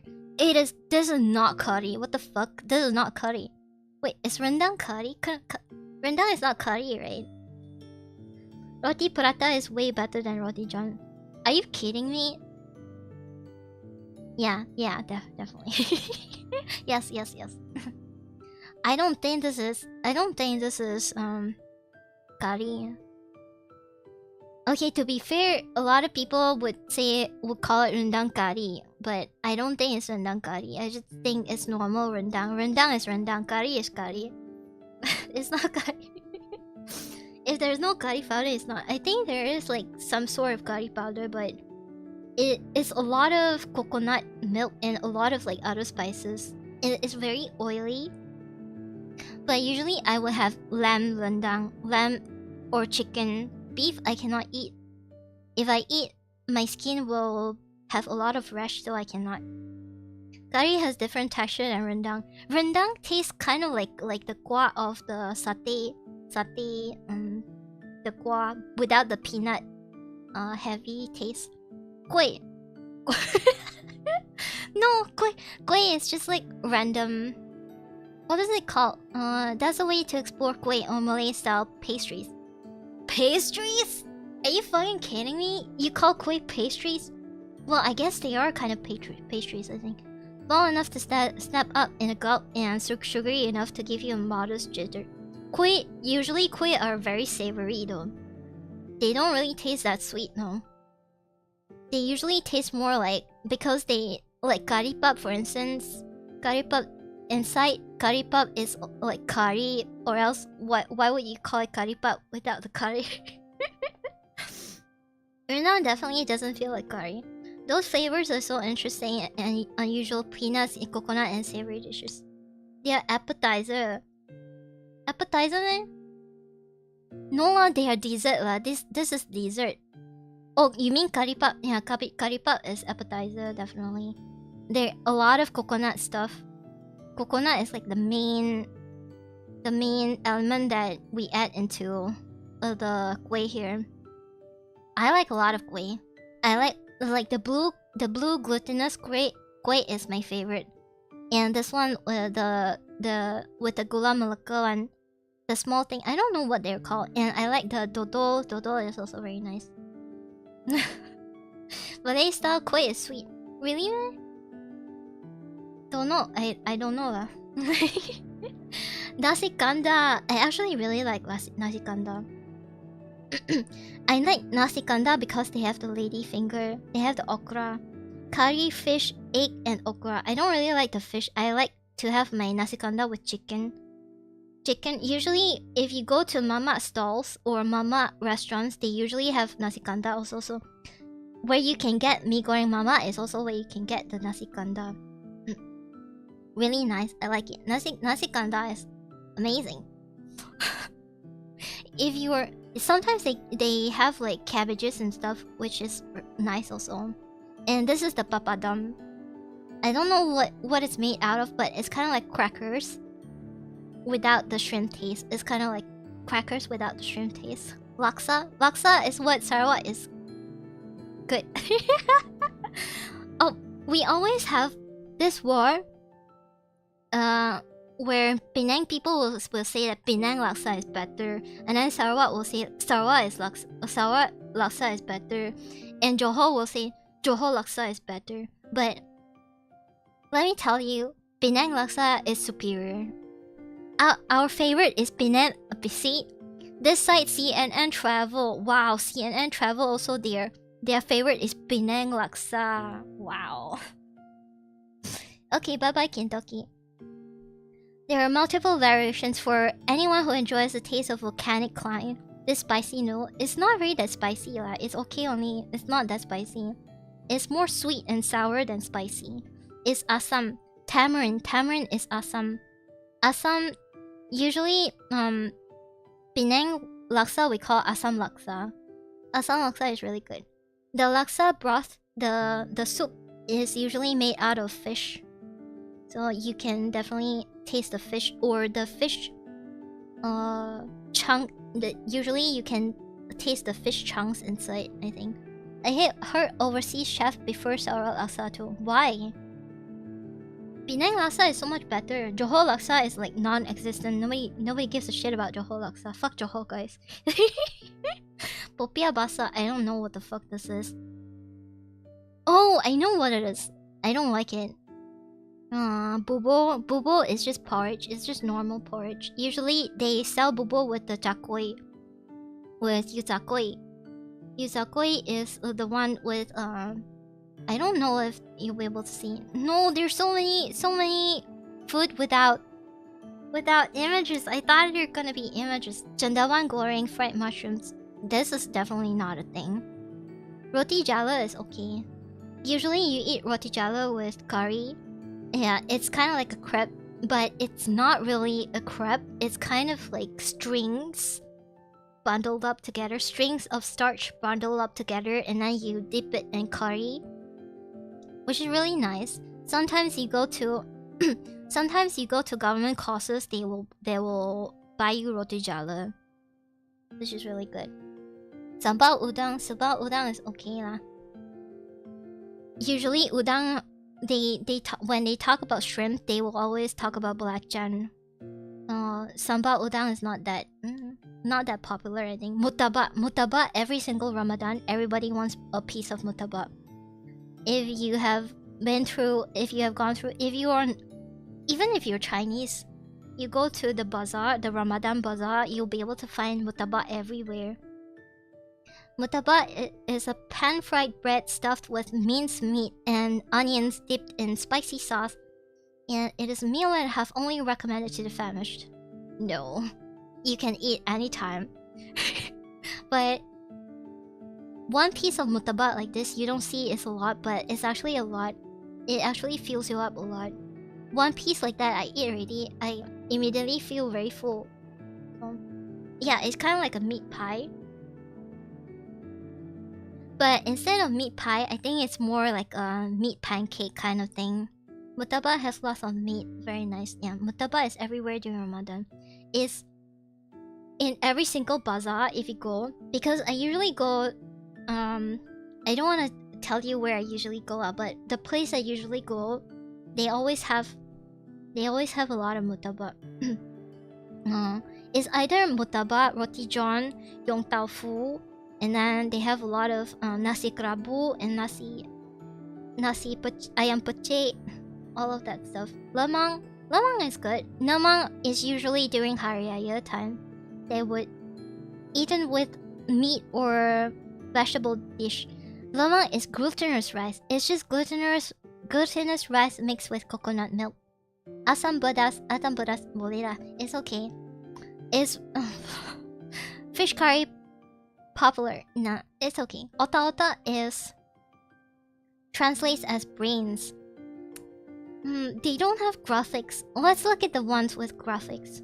God damn it, even Char-Kway-Teow don't have graphics? What the fuck? No! Ketupat. This is ketupat. Jiu-Cha. No, Jiu-Cha, they also don't have the image for it. Gayatos is something that Singaporeans have been saying like, oh, you come over to Singapore, you must have the gayatos, okay? But gayatos is from Malaysia. Singapore is just copying us only. Wonton mee is good. Wonton mee is something that I grew up eating a lot. Everywhere delicious food, so lucky. Yeah. Maybe you can Google pictures of those. I can't. Should I? I will. Okay. wait. Let me see. Let's go back to the first. Hear me out. Singapore was a part of Malaysia. Singapore now always copy our stuff.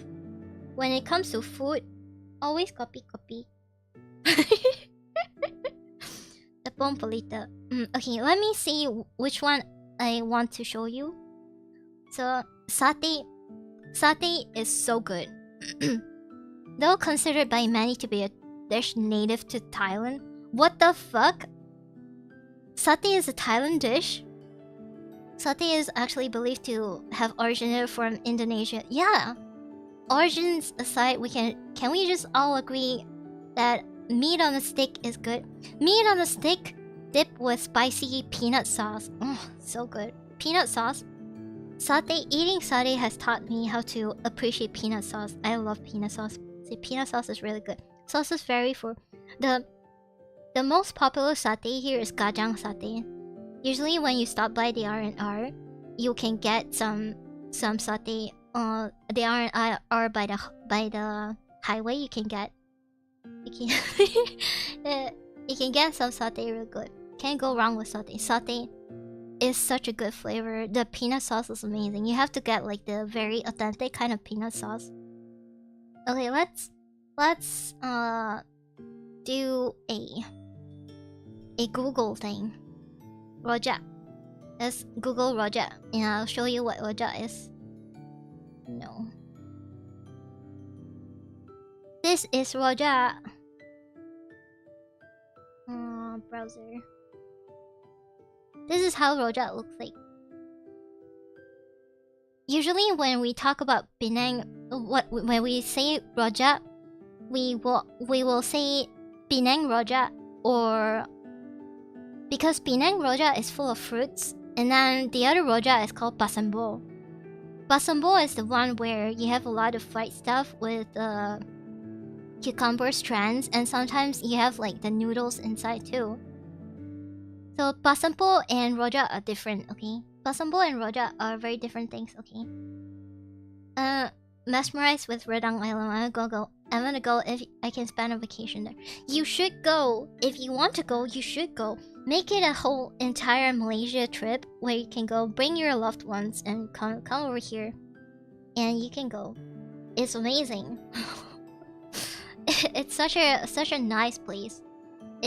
I always go. I go every other year, without fail.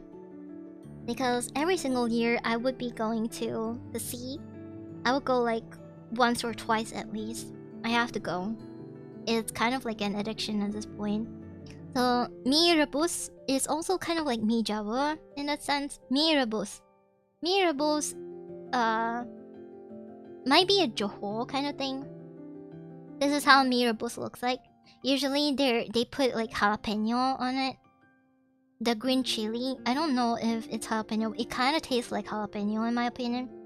So they have a lot of jalapeno, a lot of fried tofu, a lot of eggs, and it's like tomato sauce, but it's kind of heavy-handed on the chili side too, with a lot of fried tofu, and that's it. This is mee rebus, and Roti can. You don't have a graphic for roti canai? Sacrilegious. Sacrilegious. Look, roti canai is the staple mama food. If you go to mama stalls, if you go to mama restaurants and you don't order roti canai, you order mee goreng instead. What are you? You're not Malaysian. Look at this. This is roti canai. Roti canai is so good. My favorite roti canai is roti bawang telur, which is roti egg onion. Roti egg onion is my favorite roti. A lot of fried stuff is a challenge to keep my weight in check sometimes. This is where metabolism comes in handy. My mindset when it comes to exercising is, it's not like I want to exercise, but in order to be able to eat more food, I have to exercise. If I don't exercise, I won't be able to eat all the foods that I like. Cause I don't really watch my diet. Prata and chanai and some of my favorite foods. Roti prata, roti canai. And what's the other one? Loba. They introduced loba also. Loba.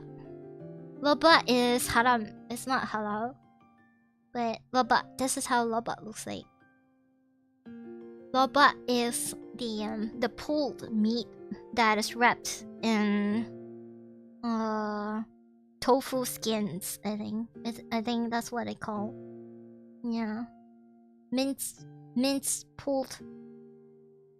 Something like that. It's a Chinese dish. Chinese dish. Heavy Independence Day. Yeah. And then ikan baka. Ikan baka is just ikan baka. And during Ramadan season, there's a lot of people selling ikan baka also.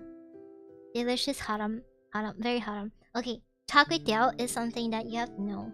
Char kway teow. I think I've shown this before. There are two types of char kway teow. One is the dry one, and one is the wet one. The wet one tastes like shit. I hate the wet one so much. I don't know why it's even a thing. You always have to eat the dry one. Don't ever eat the wet one.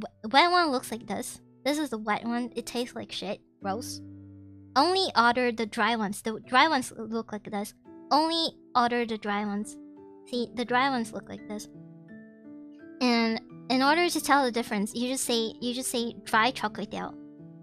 Don't say just char kway teow, because a lot of Malayu people, they don't understand whether or not it's dry or wet, because for Malay people, is the staple char kway teow is the wet one, which is bad. Which is kind of weird, because one of the Malayu aunties that I went to eat at an R&R with, she ordered a char kway teow, and I was like, why is it wet? And she was also like, huh, what the fuck? In the picture, it was dry. So always order the dry one. The dry one tastes amazing. The dry one is good. Dry one is good. Char kway teow is wet, kway teow is dry. No, that's not it. That's not it. That's not it. Kamu suka makan saya? No. Gross. Gross. You prefer white char kway teow? Ooh, gross. That's great. Gross. Usually, what we call Penang char kway teow is the best. Penang char kway teow is the best. If you are in a more haram area, they will usually put lapchang inside. And with the lapchang, it tastes really good. And they give you like massive shrimps like this. Amazing. There's also ham inside. Ham is a type of clam. Kind of like cockle clam kind of thing. Which is really good. Char kway teow basa tastes like gross. Kurang. Okay. Let's turn that off. And goreng pisang. Yes, goreng pisang. Goreng pisang is just fried banana. There's a very weird thing about goreng pisang is usually when... Yeah, why is it called goreng pisang when it's supposed to be called pisang goreng? That's so weird. Everybody calls it pisang goreng, but local people where I am, they call it goreng pisang because it's supposed to be goreng behind the word, like nasi goreng. So goreng is fried, nasi is rice. So pisang is banana, fried banana. They also have chokodok. And nangka. I don't really like nangka. That's kind of weird. But this is fried banana. Very, very good. I love this so much. This is one of the best things ever. Fried banana. The mindset of Malaysians is kind of like, oh, you want to make something tasty? You just fry it. Just fry it. You want to make chicken tasty? Just fry it. You want to make fruit tasty? Just fry it. You want to make ice cream tasty? Just fry it. Ice cream goreng. There's also ice cream goreng here. Ice cream goreng tastes good. Ice cream. Bright ice cream. Bright ice cream. Bright ice cream tastes amazing. Ketupat is okay. It's okay lah. It's not.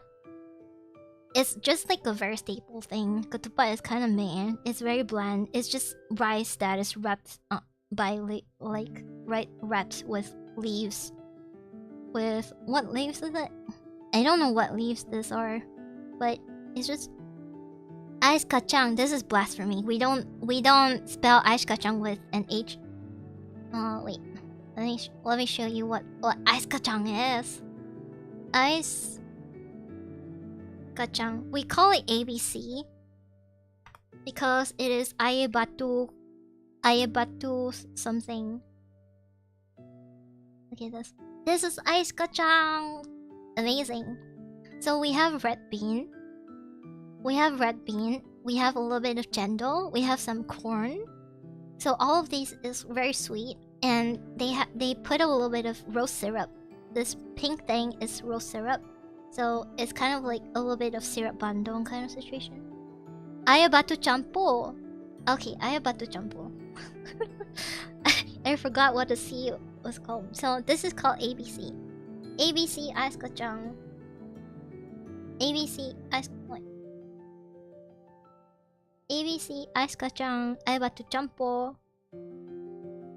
Peanut. There's a lot of like places where they like to have their original kind of. Oh, also chendol. Chendol is really good. Chendol, so colorful. All of these colors, they make sense. There's also the ones with lychee. Also the ones with longan on it. Longan on it, like this one. This one has longan on it. Usually they would put corn and they would put like this green sago kind of thing.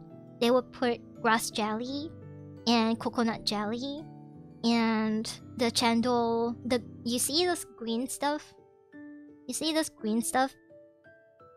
Wait, this green stuff over here. That is the chendol strands. I don't know what they're for. I think it's kind of just. We just call it chendol. Colorful syrup. Vanilla ice cream. Yes, sometimes they put ice cream on it too. Ice shavings, cream corn. Yeah, they put condensed milk on it. And there's chendol. Chendol is a different thing. Chendol looks like this. It tastes good. It's very coconutty. Chendol is a 900-year-old dessert. What the fuck? I didn't know that. So much sugar. It's a very, very sugar. Kacang is only word for kacang. I don't know that. I wouldn't know that. Thank you, Farrell. Goodbye, Farrell. Goodbye. Corn. You've never seen dessert with corn? You are missing out so much. We put corn in a lot of things. In a lot of dessert, actually. We even have corn ice cream. We even have corn ice cream, durian ice cream, all of those kind of ice creams. And double wonton mee. Wonton mee is really good. Wonton mee, Uncle Roger will introduce you to wonton mee. Oh, also Hainanese chicken rice. Hainanese chicken rice. Hainanese chicken rice has been It originates from Malaysia mostly. So this is a Malaysian food. It's not. People say Singaporean food. My ass, Singaporean. My ass, my head. My ass, your head. This is Singaporean Hainanese rice cringe.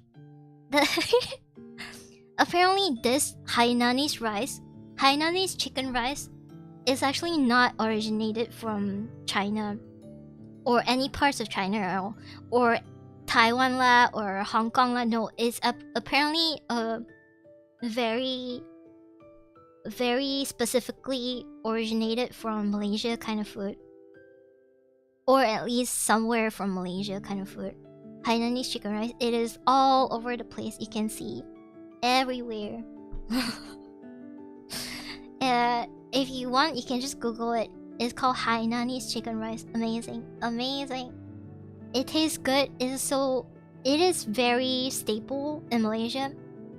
It is especially very staple where I grew up.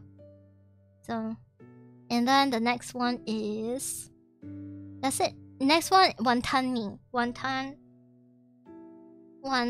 mee. Wonton mee is really good. Wonton mee looks mostly like this. If you want to eat wonton mee, always get the dry one. The dry one, it looks like this one, something like this. Always get the dry one like this. This is the dry wonton mee. Don't get the soup one. Soup one is like this. Soup one tastes pretty gross. When you get the wonton mee, you order the wonton mee, you will always come with a side soup like this. They will always give you a little bit of chili and a little bit of something else, but they will always give you soup with the wonton in it. So wonton is the dumpling, the chicken dumpling or pork dumpling, depending on your area if it's haram or not. But always get the dry one, okay? I prefer my noodles more dry than soupy. Yeah, me too. Me too. There's also a soup called Kway Teow Tang. This is so bizarre that the CNN Travel, they didn't put the Hokkien mee. Hokkien mee is really good. This is Hokkien mee. Oh, ooh, the fuck? This is not Hokkien mee. Here, let me show you what actual Hokkien mee is. Penang Hokkien mee. Penang Hokkien mee.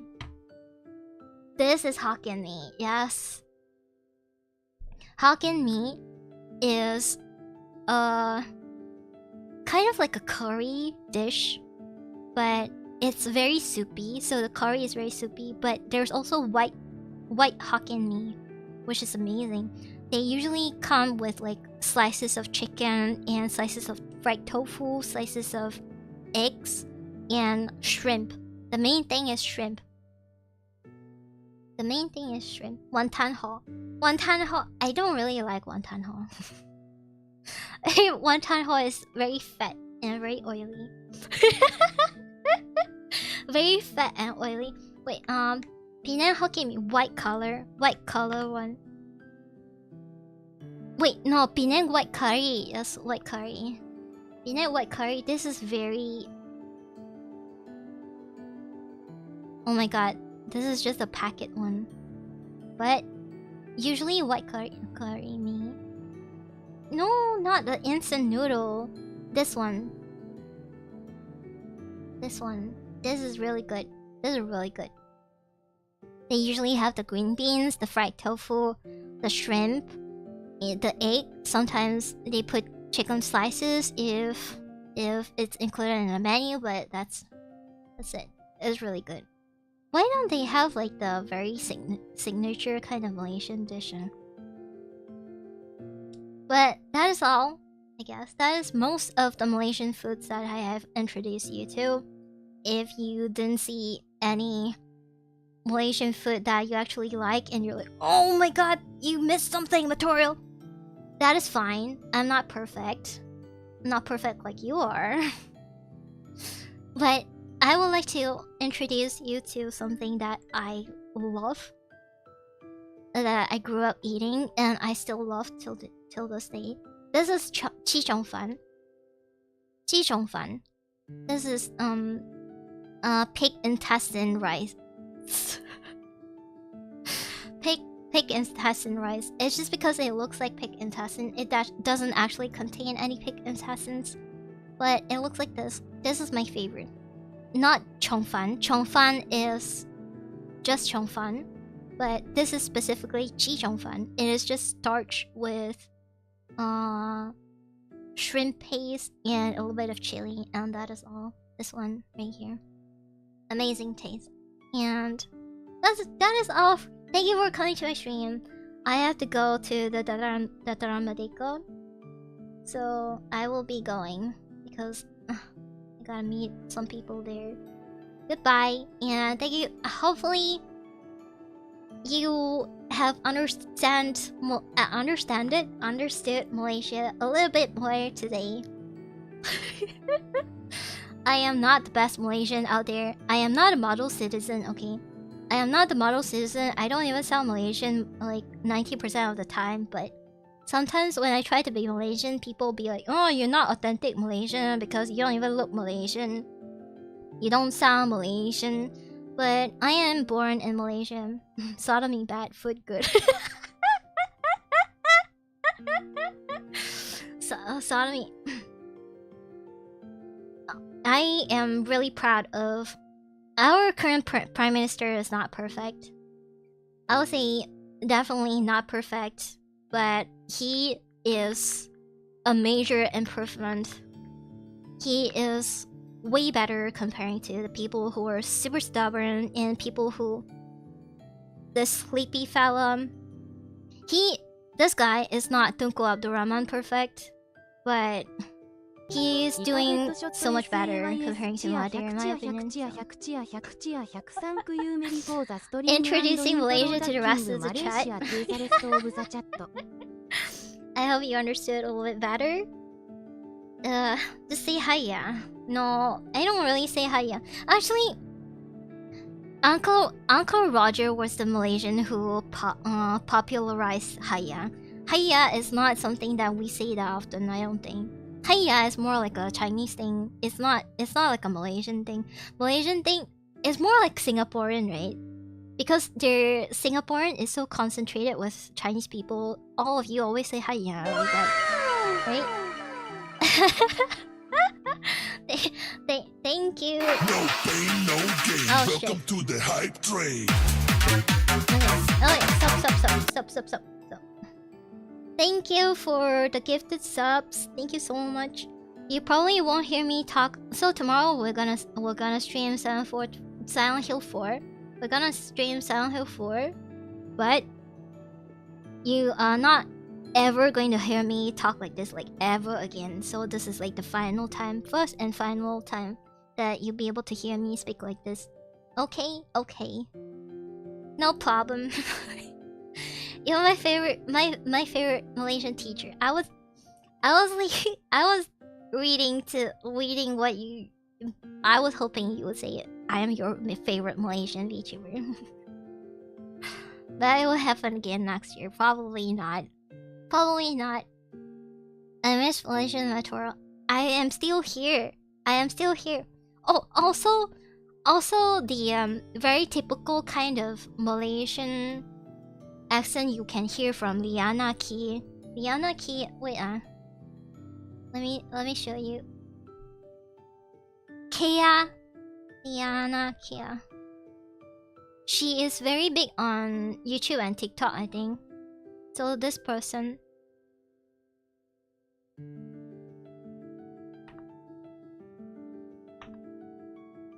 This Auntie Kea, she speaks exactly like how Malaysians speak like, so because I think she is Malaysian, or at least I think she lives in Australia, but she is Malaysian.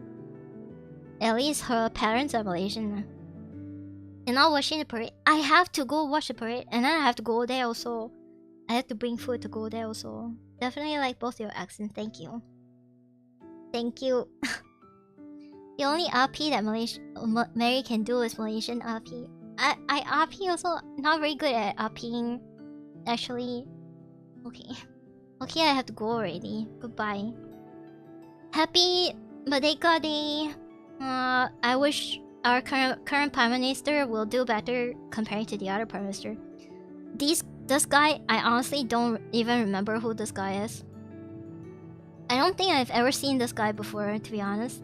Maybe it's just because, like, after COVID, I completely don't really watch the news that much. But Muhyiddin is the COVID guy, and then Mahathir is like super stubborn. He's like old and senile and very stubborn, and everybody is like, can you please stop? But he's like, no, I have to, like, I brought the corruption into this world. I regret a lot of stuff. I have to do this. I have to do that. I have to make things better. But he didn't really make things better by that much. But anyway, I will learn to make Malaysian sauces because of your stream. I hope. Oh, if you want to make, if you want to learn to make Malaysian sauces, you can make the nasi lemak sauce. Nasi lemak sauce, very good. Nasi lemak sauce or the satay sauce. Satay sauce is very good. Satay sauce tastes so good. Selamat Hari Merdeka! Yeah, Selamat Hari Merdeka! Goodbye, and I'll see you guys tomorrow for Silent Hill 4. Again, this is the last time I'm gonna talk like this, okay? Okay, goodbye. This is very Asian. Tomorrow I'm not gonna talk the same anymore, so this is the last time. I actually don't even sound like this, so I'm kind of like cosplaying as a Malaysian. I don't even sound like this. I don't sound relatively close like this. I think my usual accent, the way I talk, the way I usually talk is closer to my normal accent when it comes to like in other streams. Definitely, I always like revert back to my normal accent, which is this accent actually, very ambiguous kind of accent, but not like this. This kind of accent is not my accent. This is like me trying to cosplay other people, trying to cosplay other Malaysian Chinese people. Or Singaporeans mostly. Because in Singapore, right, no matter what your ethnicity is, you all talk like this. This is all how you talk like. If you are a Singaporean VTuber, right, you all talk like this. This is how you sound like. I hear once also, I already know what where you come from, because Malaysian VTubers they don't really sound like that. They don't really sound like this. This is how Singaporean VTubers sound like. But that is all. Thank you for coming to my stream. I'll see you guys tomorrow for Silent Hill 4. Waiting room is gonna go up soon. For the next 2 days will be Silent Hill 4. Because we need to finish up with the game, and after that we're done. And after Silent Hill 4 is done, we're gonna go on with Silent Hill 2. Because Silent Hill 2 is also a standalone story, and it has an optional tank controls thing, I think. So it's hopefully not too bad. So this accent mostly from Singapore. Yeah, this accent mostly from Singapore. I kind of cosplaying as Singaporean instead of Malaysian. I actually don't really know how Malaysians talk like. Malaysian okay lah. Okay only. Okay, bye. Bye. Whoa, shit, tank controls. Bye. Bye. Selamat Hari Merdeka, and go watch the parade.